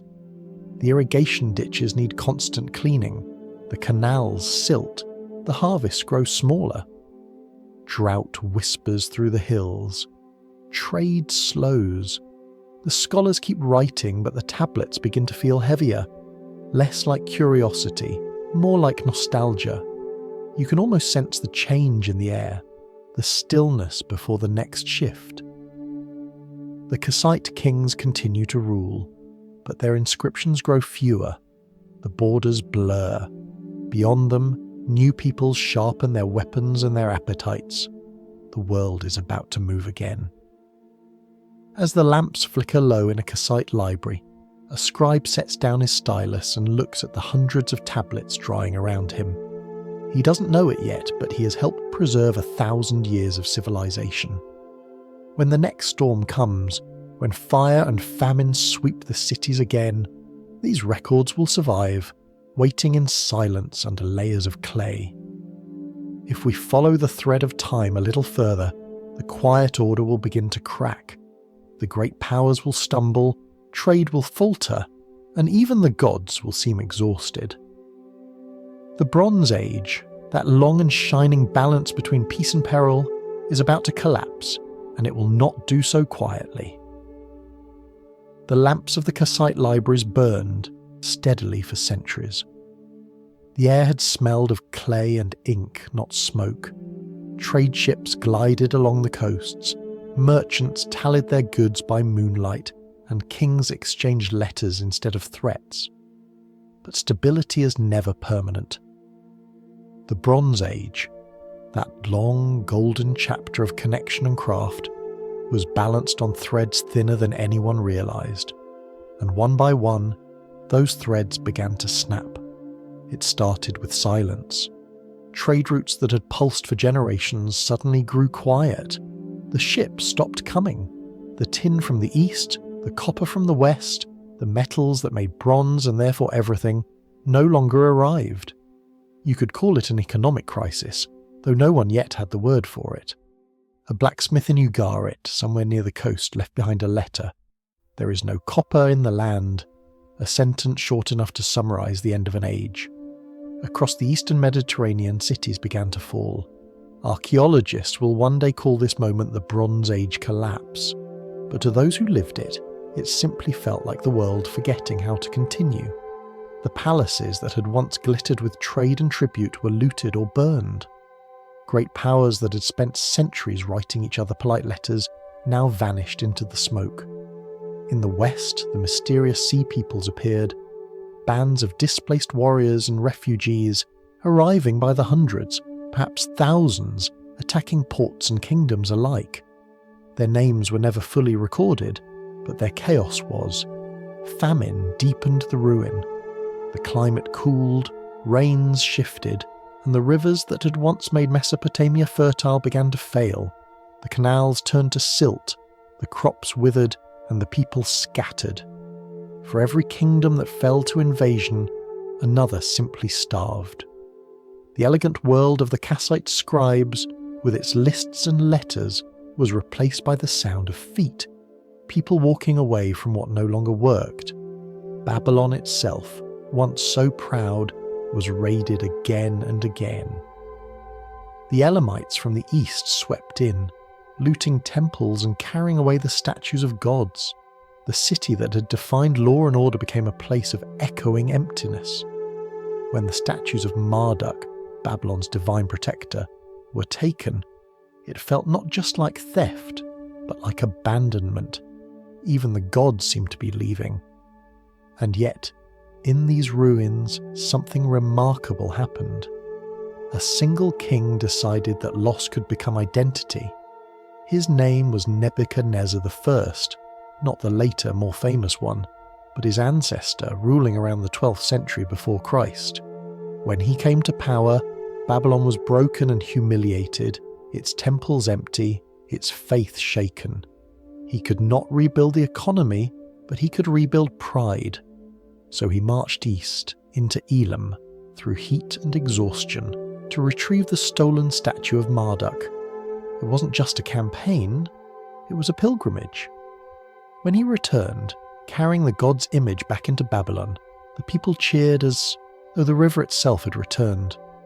Priests sang, incense burned, and for a moment the world felt whole again. The act wasn't military genius, but it was political poetry, patriotism reborn through piety.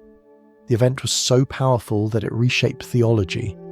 The story of gods being captured and restored became a symbol of resilience. It wasn't just about Babylon anymore, it was about survival itself. The cities might burn, the empires might vanish, but the sacred image could always be brought home. It was humanity's first recorded moment of cultural nostalgia, the belief that the past could be rescued. Still, one victory couldn't reverse centuries of decline. The Kassites, weakened and fragmented, faded into history. Other peoples took their place, small kingdoms rising briefly before being swept away by the next famine, the next raid, the next flood. The once mighty web of trade that had linked Egypt, Anatolia and Mesopotamia had dissolved. Bronze, the very name of the age, became rare. Iron, darker and harder, began to take its place. You can imagine the atmosphere of those centuries, quieter, harsher, with fewer lights burning in the night. The grand palace is gone, the scribes now copying what they could salvage from old archives. In the absence of luxury, there was learning. People turned to the stars again, to the cycles of the moon and the patterns of the seasons, looking for meaning in what remained constant. The world had become smaller, but its memory had deepened. In the ruins of once great cities, new myths took root. Stories of floods and fallen towers spread like seeds across cultures. Each one told of human arrogance and divine correction, of civilizations punished for forgetting humility. It was a comforting logic. If disaster had a reason, then maybe it also had an end. Meanwhile, in the north, a new power was beginning to stretch and test its strength. The kingdom of Assur, known to us as Assyria. At first they were merchants, trading tin and textiles, but centuries of observing the weakness of others taught them a simple lesson. Peace is temporary, but control can be designed. They watched, waited, and learned. The sound of their forges, iron striking iron, began to echo faintly across the land. For now, though, the story remains in twilight. The Kassite era closes with quiet dignity. In the temples of Babylon, the priests still light their lamps, still recite the old hymns, still press the names of gods into clay. The cities are smaller now, the markets thinner, but the rhythm continues. Humanity has always known how to survive decline, by pretending it's only temporary. As night falls over the plain, you can almost see the reflection of the stars on the slow-moving Euphrates. The same stars the Sumerians once counted, the same constellations the Kassite astronomers once charted. Above them, the heavens remain ordered. Below, the world waits to rebuild. Civilization, though battered, refuses to vanish. It has learned to rest, to gather breath, and to wait for the next dawn. And when that dawn comes, it will not be gentle. The people who rise from the north will not trade letters or stones. They will write their history in iron and fear. The north had always watched. While Babylon dreamed and counted stars, the people of Assur, the city that gave Assyria its name, were learning something different. They had no rich soil, no easy rivers, and no illusions about mercy. The winds that swept across their hills were dry, sharp, and constant. To survive here meant to organize, to adapt, and eventually to rule. The Assyrians began as traders, not tyrants. Their merchants once travelled far and wide, selling textiles, buying tin, and carving deals with polite precision. They built colonies in distant lands, sent letters home sealed with tidy stamps. For centuries, their god Ashur, both a deity and a symbol of the city, blessed them as craftsmen and explorers, but in time they grew tired of paying tolls to other kingdoms. Trade required safe routes, safety required armies, armies required ambition, and ambition, once sharpened, does not dull easily. By the 9th century before Christ, Assyria had transformed from a network of merchants into a machine of conquest. The formula was simple. If you couldn't buy it, take it. If you couldn't control it, move it.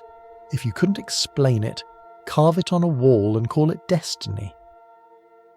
They perfected something earlier empires had only stumbled upon, the art of systematized power. The Assyrian army was the most efficient the ancient world had ever seen. Iron weapons replaced bronze. Horses pulled chariots armoured in layered wood and leather.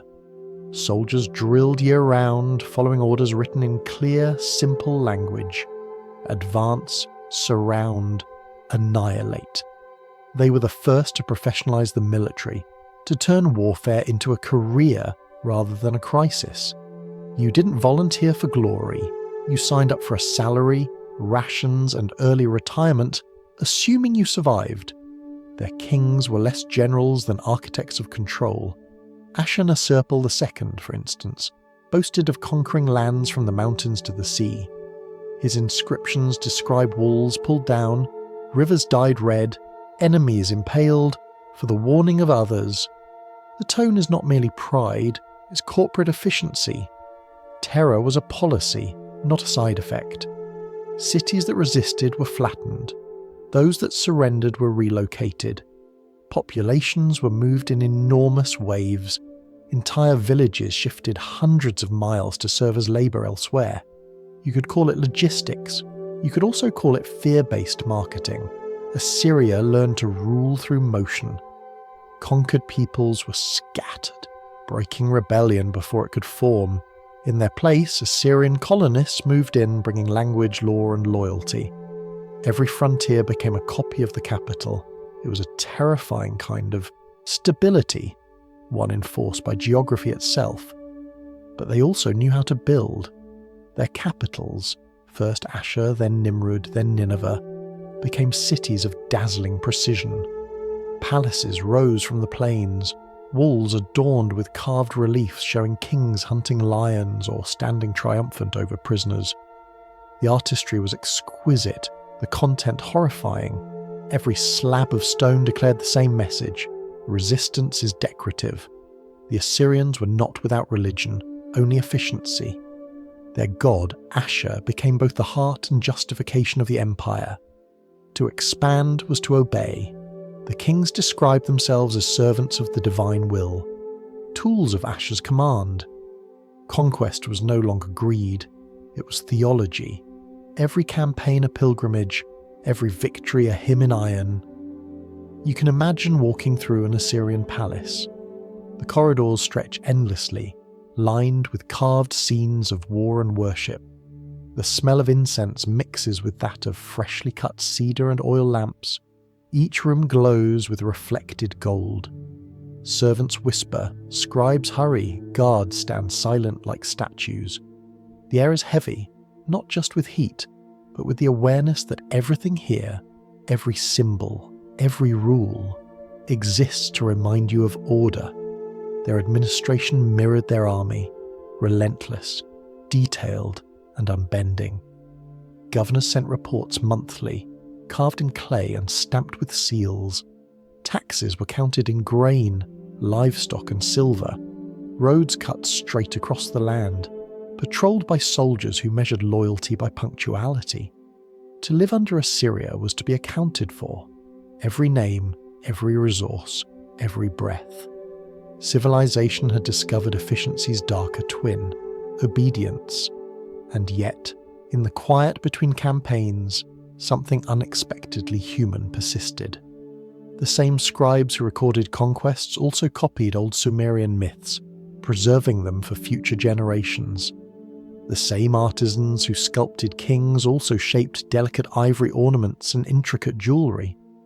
Even an empire of iron had a heartbeat of beauty. Still, the machine could never rest. Once expansion became a habit, peace felt unnatural. The kings wrote of conquest as though it were oxygen, necessary, endless, divine. Their records were filled with triumphs but empty of reflection. To stop was to show weakness. To rule was to keep marching. Ashurnasirpal's successors continued the rhythm. Shalmaneser, Tiglath-Pileser, Sargon, Sennacherib, names that sound like drum beats. Each added another layer of territory, another network of cities, another set of inscriptions praising their own mercy for sparing anyone at all. The empire stretched from the Persian Gulf to the Mediterranean, a web of fortresses and fear. Even the Egyptians began to glance nervously eastward, wondering when Assyria's patience would run out.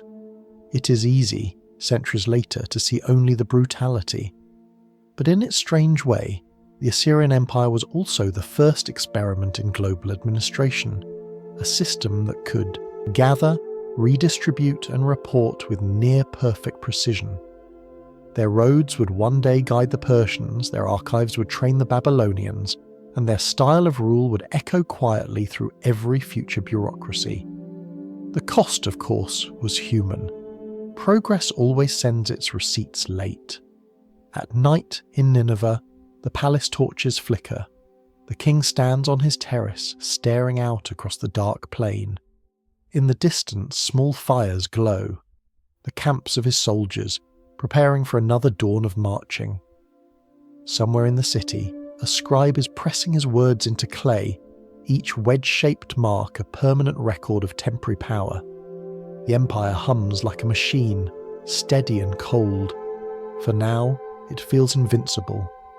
But deep within its precision lies the same flaw that undid every kingdom before it: exhaustion disguised as strength. You can build a system that frightens the world, but you cannot make the world grateful for it.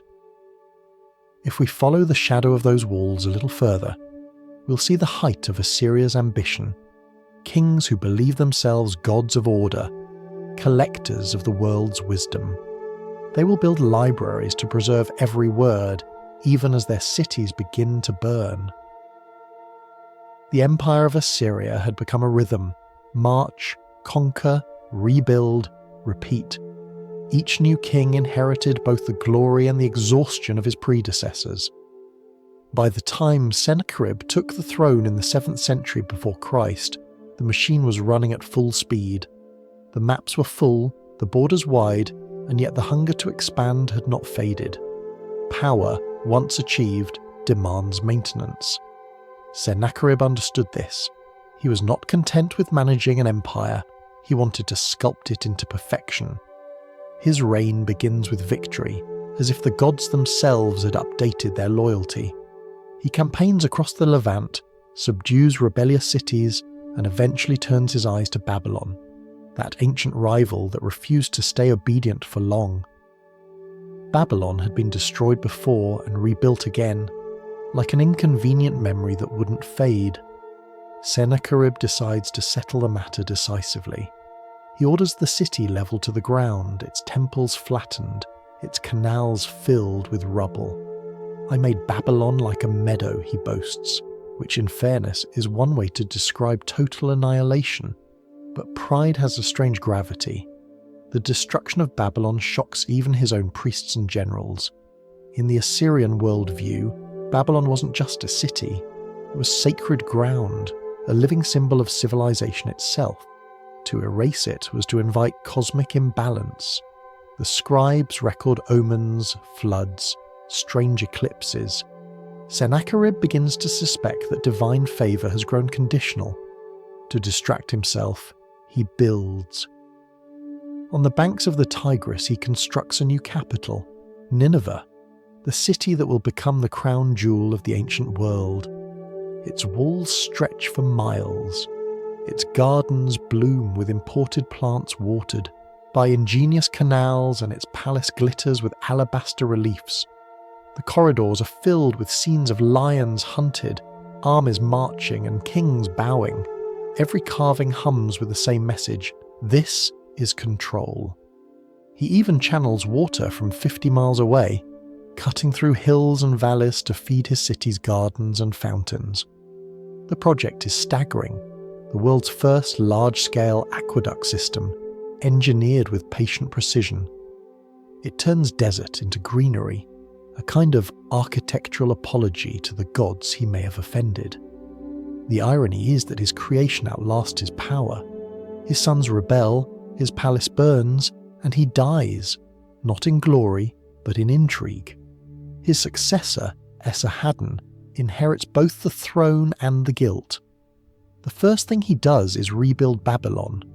Brick by brick, canal by canal, he restores what his father destroyed. It is an act of atonement disguised as policy. The gods, it seems, prefer balance.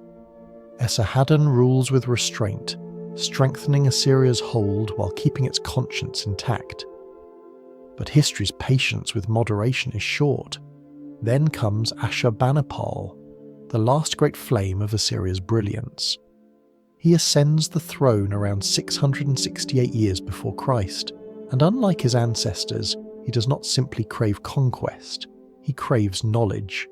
He calls himself the king of the world, of course. Tradition demands it. But he also calls himself a scholar. He can read and write Sumerian, Akkadian, and Aramaic. He collects tablets from every corner of his empire, sending scribes to copy myths, hymns, medical texts, astronomical records, and legal documents. His dream is nothing less than to preserve everything humanity knows. In Nineveh, he builds the world's first known library, 30,000 clay tablets carefully catalogued and stored. Here lies the Epic of Gilgamesh, the wisdom of ancient physicians, the prayers of forgotten kings. His palace becomes a vault of civilization's memory, each shelf a quiet defiance against time. You can imagine the scene, rooms filled with the smell of damp clay, lamplight flickering over rows of tablets stacked like bricks of knowledge. Scribes whisper, bending over their work, copying one wedge after another. Outside, the city roars with life. Markets, soldiers, messengers, animals. But inside the library, the world holds its breath. Ashurbanipal's voice echoes softly in his letters. I have read the tablets of the wise. I understand the secrets of writing from before the flood. Yet even wisdom can't protect against weariness. The empire beneath his feet is enormous and restless. Every year rebellions flare. Egypt one season, Elam the next. The cost of keeping the machine running drains even its strongest gears. Ashurbanipal sends armies to crush resistance, returns to Nineveh, and adds new tablets to his collection. Knowledge grows even as unity decays. It is perhaps the most elegant paradox in all of history, an empire at its intellectual peak, dying of exhaustion. In the end, the empire begins to devour itself. Civil wars tear through the royal line after Ashurbanipal's death. Provinces seize independence, armies turn on each other, and Nineveh, his magnificent library city, burns. The clay tablets survive only because fire hardens them. The empire's final legacy is accidentally preserved by its own destruction. When archaeologists uncover Nineveh centuries later, they will find these blackened tablets buried in ash. They will read of kings, gods, and floods, and realize that the stories humanity tells itself never really change. Each one is a circle: pride, order, collapse, memory, and rebirth. At night in the last years of Assyria, you can picture the capital flickering like a candle in a storm. The walls still gleam, the streets still echo with marching feet. But the noise has changed. It's no longer confidence, it's insistence.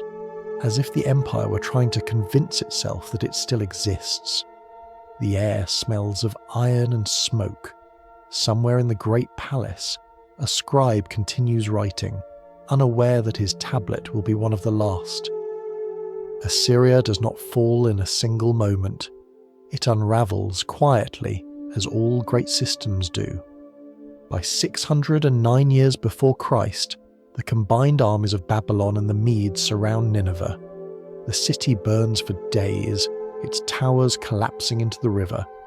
The empire that taught the world organization dies beneath its own precision, and yet its memory remains, not through monuments or victories, but through the words Ashurbanipal saved from silence.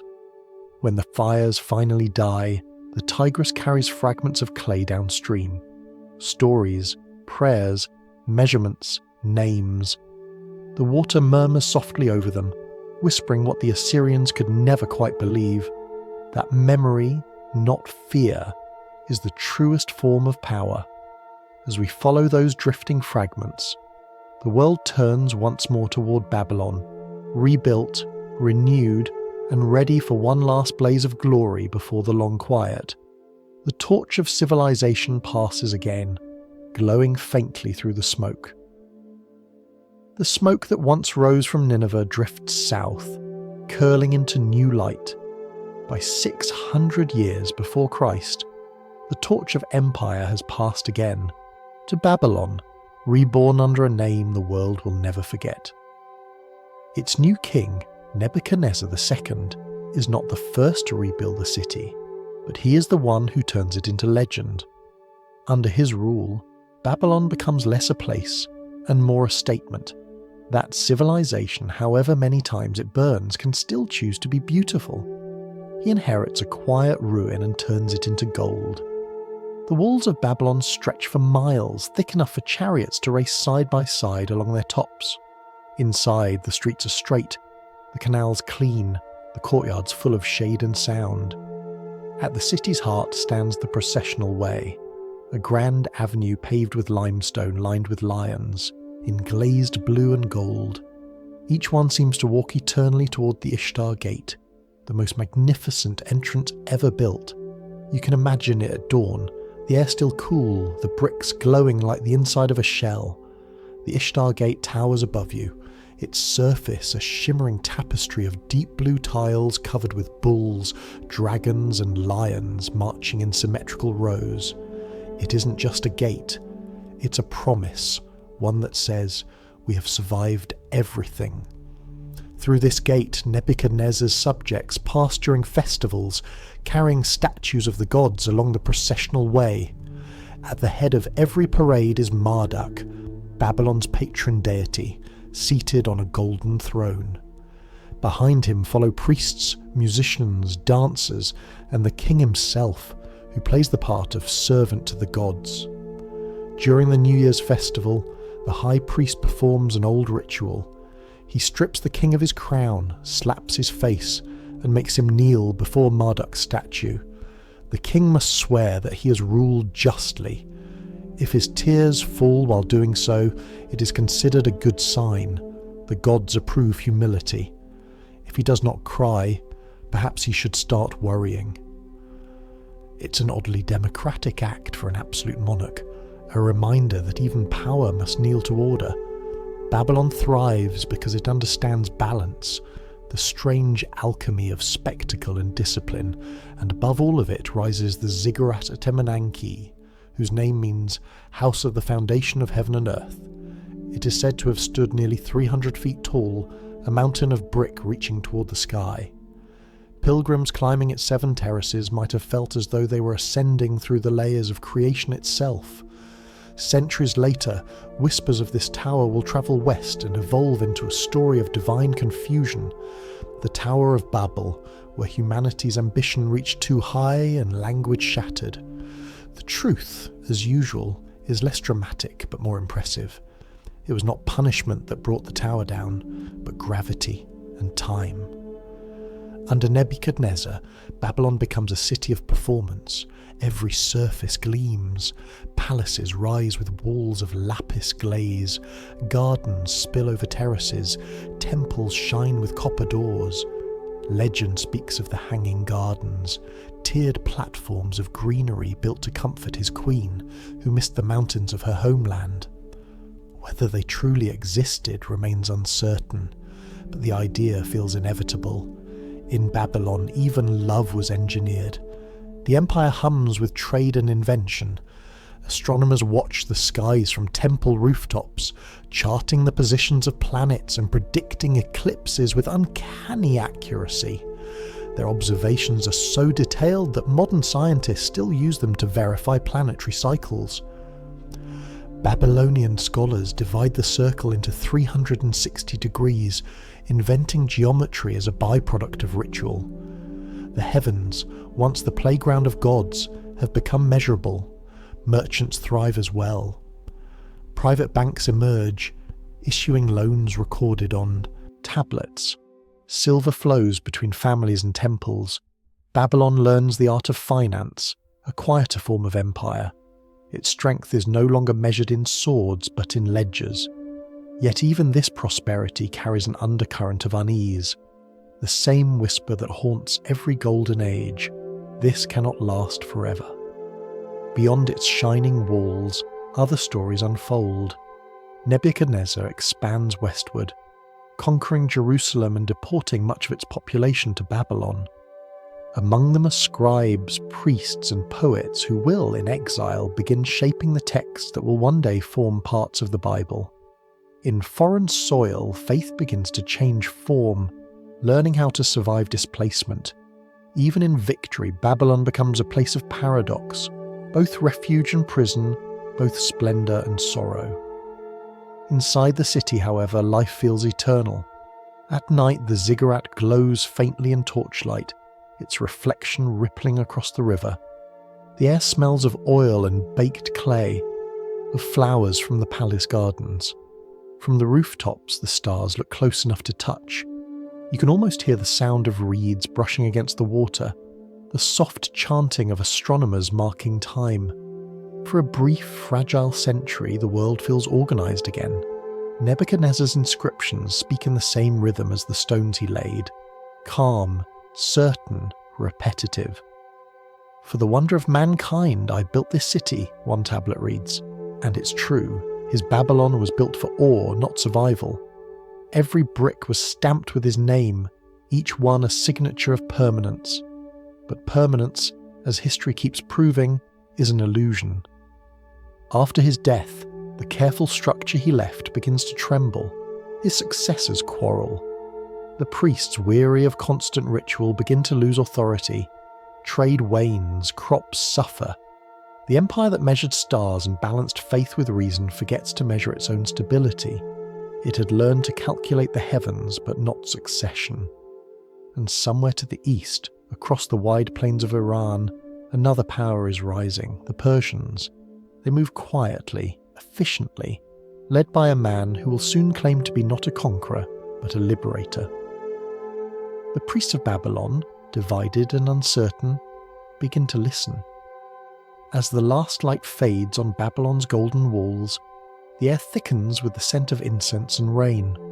The tower still touches the sky, but the gods have grown silent again. In the temples, scribes keep writing, as if words alone could hold the city upright. They record omens, trade agreements, prayers. Every tablet is a small act of defiance against the inevitable. Civilizations, it seems, do not die when they are conquered. They die when they stop writing. For now, the styluses still move and the lamps still burn. But the rivers are changing their course again, as they always do. The story of Mesopotamia is preparing for its final turn. A conquest not of blood, but of persuasion. For most of history, empires end with shouting, the crash of gates, the clatter of swords, the sound of stone meeting fire. But Babylon's final hour comes quietly, almost politely. The year is 539 before Christ, and the city's torches still burn, its markets still hum, its priests still calculate the motions of the stars. No one suspects that the end of the world, at least this version of it, is about to arrive without a single siege engine. The king at this moment is Nabonidus, a strange scholarly man who never quite understood how to be adored. Unlike his father Nebuchadnezzar, he is less interested in festivals and more obsessed with theology. He worships not Marduk, the chief god of Babylon, but the moon god Sin, whose silver glow had always been a secondary light. This may seem like a small preference, but in ancient politics, divine taste could be fatal. By neglecting Marduk's rituals, Nabonidus alienates the very priests who once crowned kings. He leaves the capital for years, living in the desert city of Tamar and writing hymns to his lunar deity. The people grow restless, the temples grow dusty, and the merchants mutter that their god has been demoted. Babylon, though still rich and beautiful, begins to feel leaderless, a grand stage waiting for someone else's script, that someone else is Cyrus, king of Persia. He rises in the east with a calm precision that feels almost rehearsed. His armies move with quiet discipline, spreading across the Iranian plateau and beyond. But Cyrus is not like the conquerors before him. He does not claim divine wrath or destiny. He claims efficiency. When he takes a city, he leaves it standing. When he meets resistance, he offers negotiation. His empire grows not by fire, but by suggestion. As his troops approach Babylon, something remarkable happens. The priests of Marduk send him messages. They tell him that their God has chosen him, that Babylon's true king is not the man sitting on its throne, but the one marching toward it. Cyrus accepts this with diplomatic grace. He writes that Marduk himself has called him to restore order, that the god was seeking a righteous ruler. It is the first known use of what we might now call public relations. While Nabonidus prepares defences, Cyrus prepares a narrative. The Euphrates River, which flows through the heart of the city, becomes the key. One moonless night, his engineers divert the river's course into a nearby basin, lowering the water just enough for his soldiers to wade along its dry bed and slip beneath the gates. The guards, perhaps trusting the river more than their watch shifts, notice nothing. Babylon wakes the next morning conquered, without battle, without blood.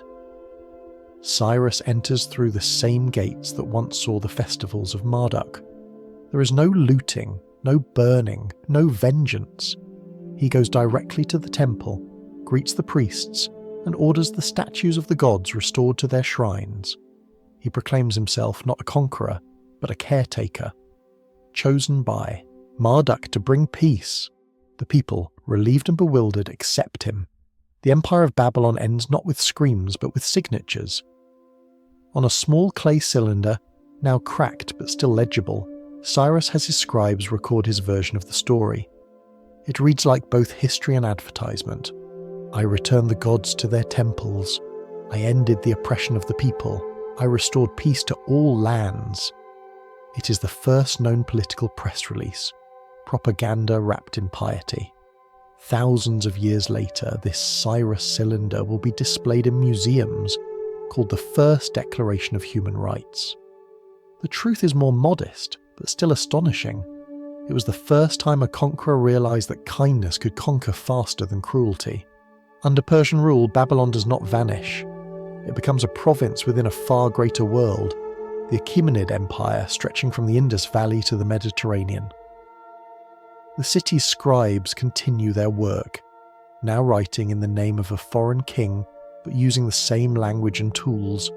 The festivals return, the ziggurat still gleams and the markets still bustle. Life, ever practical, adjusts.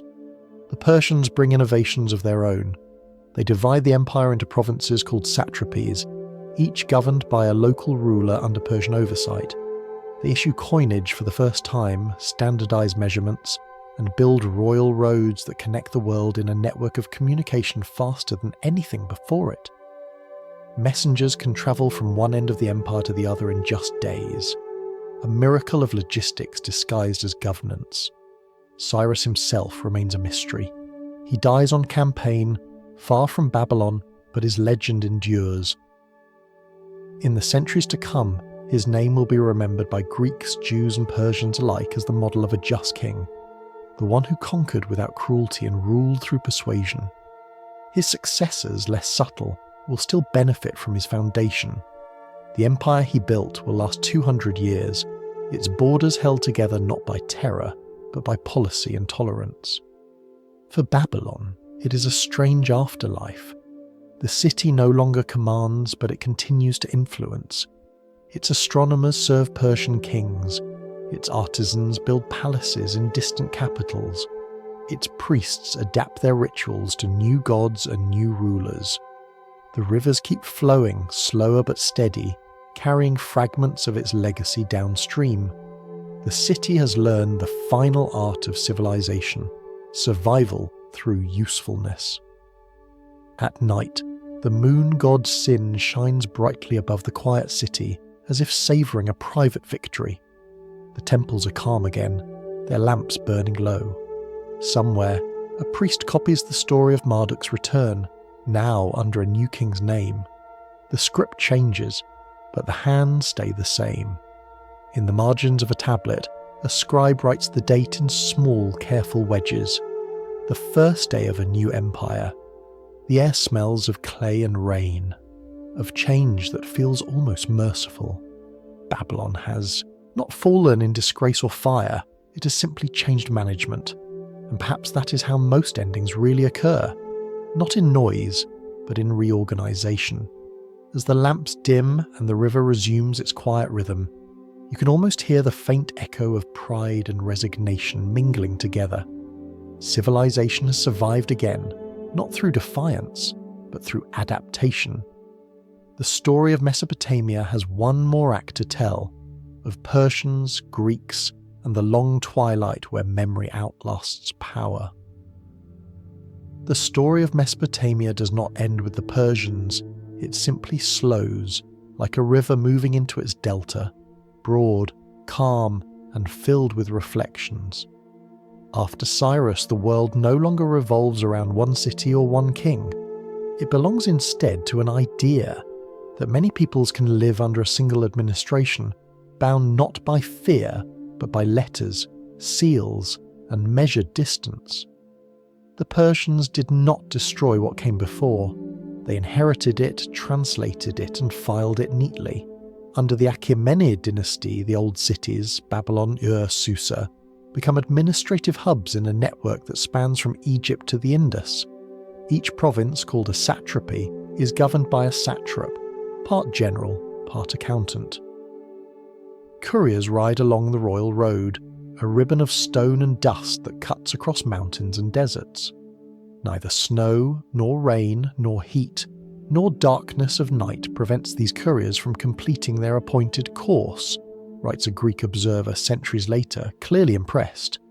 Bureaucracy has finally become heroic. The empire speaks in many tongues, but the language of administration is Aramaic, simpler than cuneiform, easier to write, faster to teach. Babylonian scribes adapt as scribes always do. They translate their tablets into parchment, swap styluses for inked reeds, and keep their jobs by staying useful. Their libraries, once filled with hymns to Marduk, now copy Persian decrees, Greek treaties, and astronomical observations. The wedge-shaped script of the Sumerians, that oldest handwriting in the world, begins to fade. The last cuneiform tablets will not appear for more than 5 centuries yet, but already the styluses grow dusty. Still, the knowledge contained within them does not vanish. Babylonian astronomy in particular becomes the empire's quiet gift to the future. The priests continue their nightly vigils on the rooftops, charting the slow dance of planets. They note eclipses, solstices, the repeating cycles of Venus. They can predict the path of the moon centuries ahead with uncanny accuracy. The heavens, once divine, have become a calendar of pure numbers. When Persian kings consult the stars, it is these same Babylonian astronomers who advise them. In their quiet way, the scholars of Mesopotamia still rule the sky. The gods have retired, but their mathematicians remain on salary. Cyrus's successors expand the empire further. Darius the Great builds Persepolis, a city carved from stone and sunlight, where delegations from every land bring tribute. On the walls, reliefs show representatives of 20 nations offering gifts: horses, cloth, incense, gold.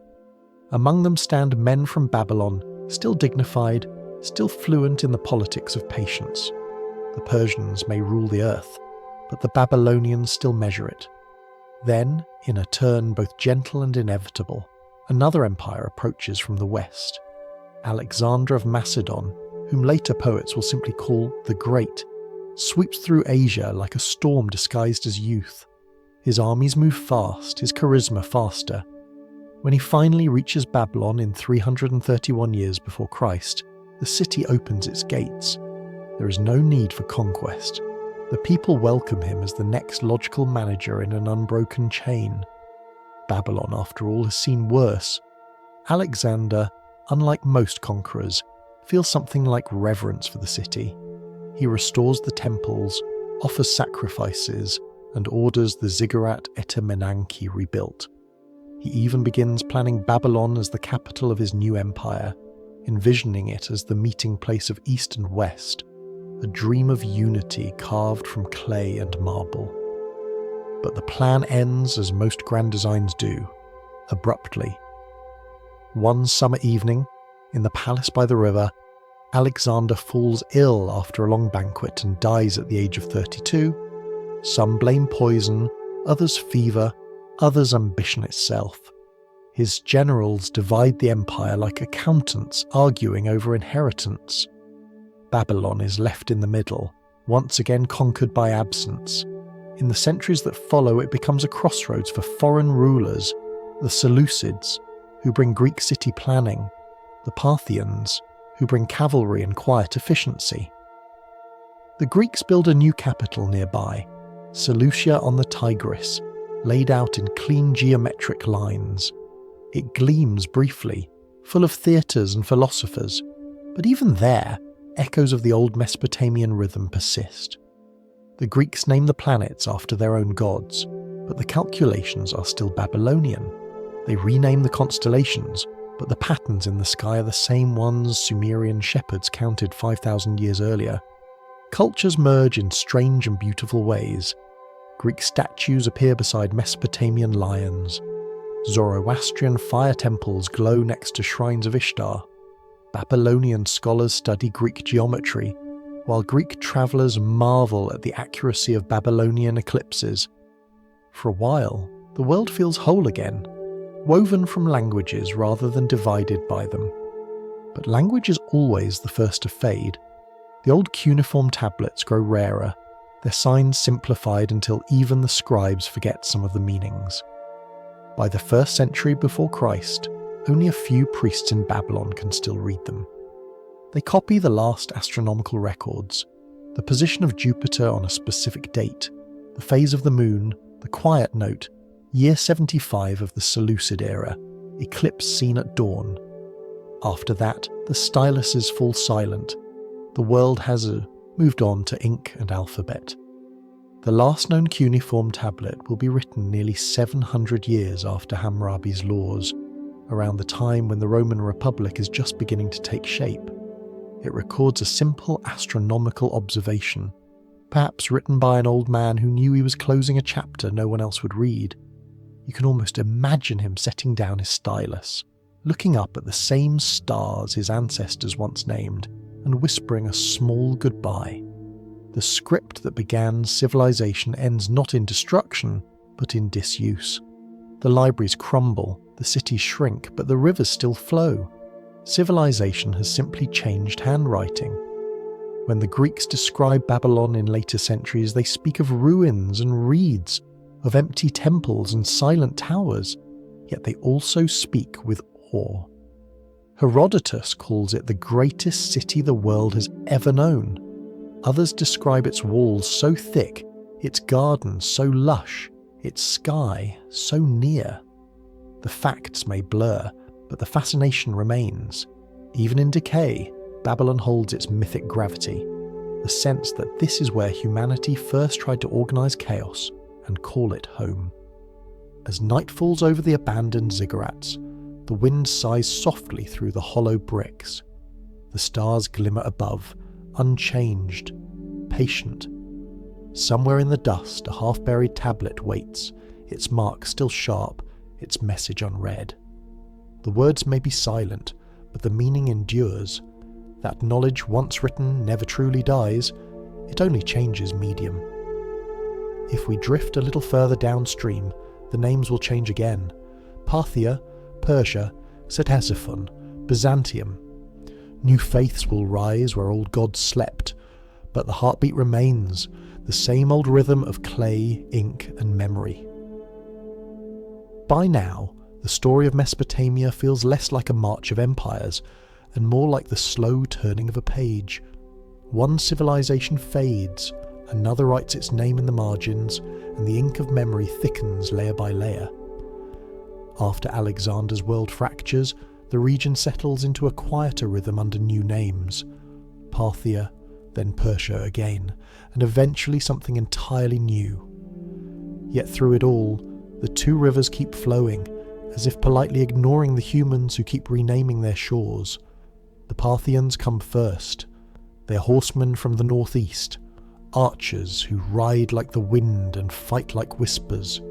They don't carve new cities or build vast monuments. They inherit the old ones, dust them off, and use them as capitals. Their empire stretches from the edges of Greece to the deserts of Iran, a web of alliances rather than a cage of conquest. In Babylon, life continues much as before. Markets open, temples smoke, and scribes translate decrees into Aramaic, Greek, and Persian, depending on who's asking. The world has become multilingual, and somehow everyone understands each other just enough to keep trading. Parthian rule brings something Mesopotamia hasn't had in centuries: stability without spectacle. The old gods still have their festivals. The new rulers don't interfere. They are content to collect taxes and ride horses, leaving the philosophers and priests to manage meaning. The city of Ctesiphon, just across the Tigris from ancient Seleucia, becomes their winter capital. It is a city of wide courtyards, slow markets, and the distant sound of hooves echoing on stone. The Parthians prefer subtlety to sermons, and their silence is almost refreshing. But empires, like rivers, eventually shift course. Around the 3rd century after Christ, a new dynasty rises from the Persian heartland, the Sasanians. They are more organised, more ambitious, and more interested in theology. Under their rule, Zoroastrianism, the old Persian faith of fire and duality, becomes the state religion. Temples with eternal flames burn across the empire, symbolising purity and cosmic order. The Sasanian kings, crowned with towering diadems, see themselves not just as rulers, but as moral supervisors of the universe. And yet Mesopotamia remains what it has always been, a crossroads of beliefs. Alongside the temples of Zoroaster's fire, priests-stand synagogues of Babylonian Jews, who have flourished here since their ancestors' exile under Nebuchadnezzar centuries earlier. In this land of overlapping faiths, they have written and debated the Talmud of Babylon, a monumental work of commentary, law, and philosophy. It is compiled over generations, page upon page of questions, arguments, and quiet insights. When later scholars look for the birthplace of intellectual rigour, they will find it here, in the cities once ruled by Sumerian kings. The same soil that birthed cuneiform now nourishes scholarship again, this time in Aramaic script. There are Christians here too, their small churches blending into the neighbourhoods of scholars and craftsmen. From the west comes Manichaeism, a new creed born of mixed roots. Part Christian, part Persian, part philosophical. It preaches a universe of light and darkness, forever in conflict, which feels like an accurate description of history itself. Around them all, the old Mesopotamian spirits linger in folk tales, no longer gods, but half-remembered characters in stories told to children. Religion has become a kaleidoscope. Turn it slightly, and the same light creates a new pattern. The Sasanians, for all their orthodoxy, are not without art. Their architects build palaces crowned by massive arches, the most famous at Ctesiphon, known later as the Arch of Takkasra. It rises like a wave of stone, 80 feet high, the largest brick vault in the ancient world. It casts a shadow so long it seems to measure eternity. Beneath it, the air is cool, even in summer, and you can almost hear the sound of diplomats whispering in dozens of languages. The structure still stands today, cracked but defiant, an accidental monument to the persistence of geometry. Ctesiphon becomes the heartbeat of a new world, a city of scholars, merchants, theologians, and dreamers. Greek medicine, Indian mathematics, Persian administration, and Babylonian astronomy all find shelter here. Scrolls are translated, theories refined, and debates staged under the open courtyards. Knowledge, once the luxury of kings, has become a shared inheritance. In this twilight of empires, thought itself becomes the new empire. Yet beyond the deserts to the west, another power is stirring. From the Arabian Peninsula, riders begin to gather under the banner of a new faith, one that speaks of a single God, of equality before him, and of revelation through words. When the armies of Islam reach Mesopotamia in the 7th century after Christ, the change is sudden, but not as violent as history sometimes imagines. The old cities surrender more out of exhaustion than resistance.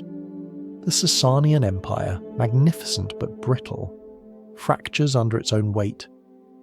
The decisive moment comes at the Battle of Akkad and Assyria, where the Persian army meets the Muslim forces near the Euphrates.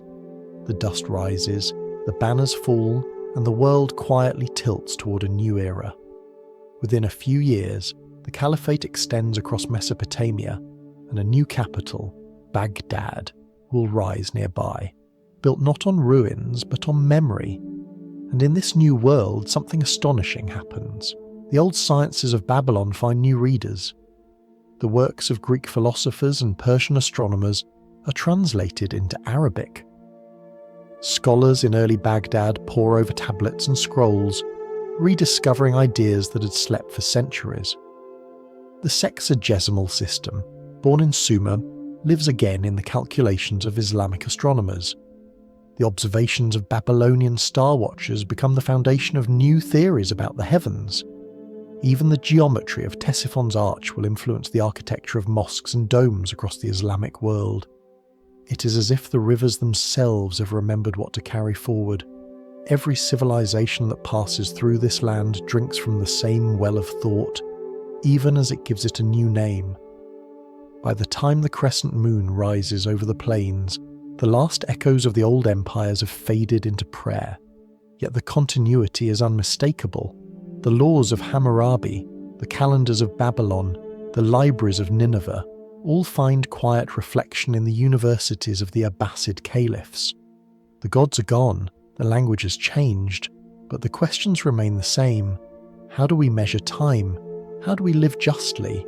How do we remember who we were? At dusk, the great arch of Ctesiphon casts its long shadow over the Tigris.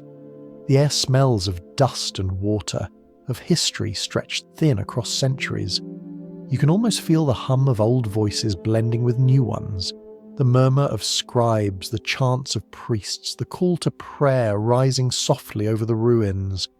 Civilization, older now but unbroken, has learned the simplest secret of survival: to listen, translate, and continue. The two rivers are quieter now. They still move through the same valleys they carved 10,000 years ago, but their voices are softer, as if even water has learned to speak more carefully. The Tigris and the Euphrates, once the restless architects of civilization, have become witnesses instead, watching the rise of mosques where ziggurats once stood, listening to languages change like the seasons. The story of Mesopotamia has not ended. It has simply changed tone. When the armies of Islam crossed these plains in the 7th century after Christ, they did not erase the past. They built beside it. In time, the new city of Baghdad rose near the ruins of old Babylon, its circular design echoing the order and geometry of earlier empires. Where once kings carved decrees into stone, caliphs now commissioned libraries. The House of Wisdom became the new ziggurat, its steps made of knowledge, its offerings written on paper instead of clay. Under the Abbasid caliphs, scholars gathered from every corner of the known world. They translated the works of the Greeks, the Persians, and the ancient Babylonians. They studied astronomy, philosophy, medicine, and mathematics, calling it all simply learning, as though it had always belonged together. The ink that flowed through the streets of Baghdad was, in a sense, the same as the silk that once nourished Ur and Uruk. Both gave life through patience and repetition. In observatories built near the riverbanks, astronomers mapped the stars with instruments descended from Babylonian imagination. They refined the sexagesimal system, the 60-based way of counting time and angles, and from it came the clocks and compasses that still measure our days. Even now, when you glance at a watch, Each minute divided into 60 seconds. You're counting like a Sumerian. The habit has outlived every god that inspired it. Irrigation, too, remained the quiet foundation beneath every empire. The canals of the Abbasids followed the same ancient routes, reshaped by generations of engineers who might not have known the names of their Sumerian predecessors but understood their logic. Water, as always, was both the task and the teacher.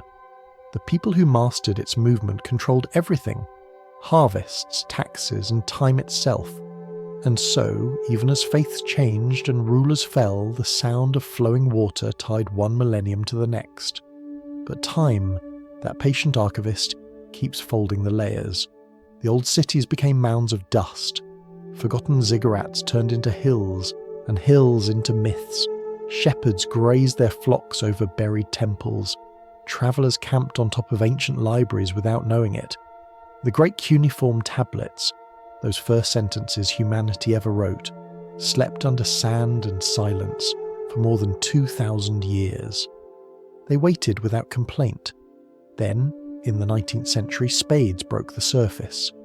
European explorers, scholars and dreamers, some chasing glory, others genuine curiosity, arrived with shovels and notebooks. At first, they did not even know what they were looking at. The wedge-shaped marks on the clay looked like decoration. It took decades before anyone realized they were words, a forgotten language written by a civilization older than Greece or Egypt. When the first tablets were deciphered, the past began to speak again, softly but clearly, as though it had only paused for breath. What they found inside those tablets was not just history but humanity. Tax receipts, love poems, legal disputes, lullabies, and prayers. There were accounts of floods, recipes for beer, lists of sheep, and of course, the Epic of Gilgamesh, the world's first recorded story about friendship, loss, and the search for meaning. The archaeologists came looking for ruins and found emotions instead. In time, the museums of London, Paris, and Baghdad filled with fragments of clay, each one a whisper from a world that had refused to vanish. Scholars pieced together the languages of Sumerian and Akkadian, reconstructing not just words but world views. And as they read, they discovered that modern civilization still walks in the footprints of those ancient scribes, in law, in writing, in measurement, even in the quiet idea that knowledge should be preserved. Meanwhile, the rivers kept flowing, stubborn and familiar. They watered new fields and new arguments, their banks dotted with villages that still bore traces of old names. Farmers still lifted water with wooden wheels that looked suspiciously like the devices carved on 4,000-year-old tablets. Time in Mesopotamia does not erase, it reuses. Modern Iraq, standing on this layered ground, carries the DNA of everything that came before. The curiosity of the Sumerians, the order of the Babylonians, the discipline of the Assyrians, the endurance of the Persians, and the intellectual hunger of the Abbasids. Every generation inherits both the burden and the brilliance of the land between two rivers.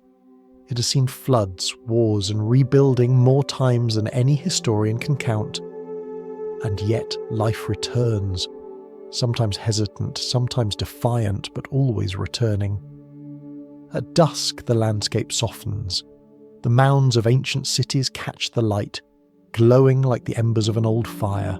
The wind carries faint scents of water, smoke, and dust, the same notes that once drifted through temple courtyards thousands of years ago. Somewhere, a child plays by the river, skipping stones across the surface. The ripples spread in circles, as if imitating the expanding reach of civilization itself. What remains of Mesopotamia is not the ruins, but the rhythm. The rhythm of counting, of recording, of asking questions. The habit of building things meant to last, even when the builders themselves do not. The rivers may forget names, but they remember shapes. The curve of a canal, the line of a wall, the shadow of a city. And perhaps that is the final lesson of this land, that civilization is not a monument, but a conversation. It does not truly die when its temples crumble or its languages fade. It survives every conquest by teaching its conquerors something, a number system, a story, a way of seeing the stars. It moves like the water that first made it possible, quietly filling whatever vessel it finds next. If you listen closely, even now you can hear that murmur in the current, a language older than speech, patient and unhurried. It speaks of everything humanity once tried and will try again, to measure time, to predict the flood, to write its own memory into the earth. And as the last light glows over the Tigris and Euphrates, the two rivers seem to breathe together, whispering what they have always whispered, that everything passes, that everything returns, and somewhere beneath the surface, the clay remembers,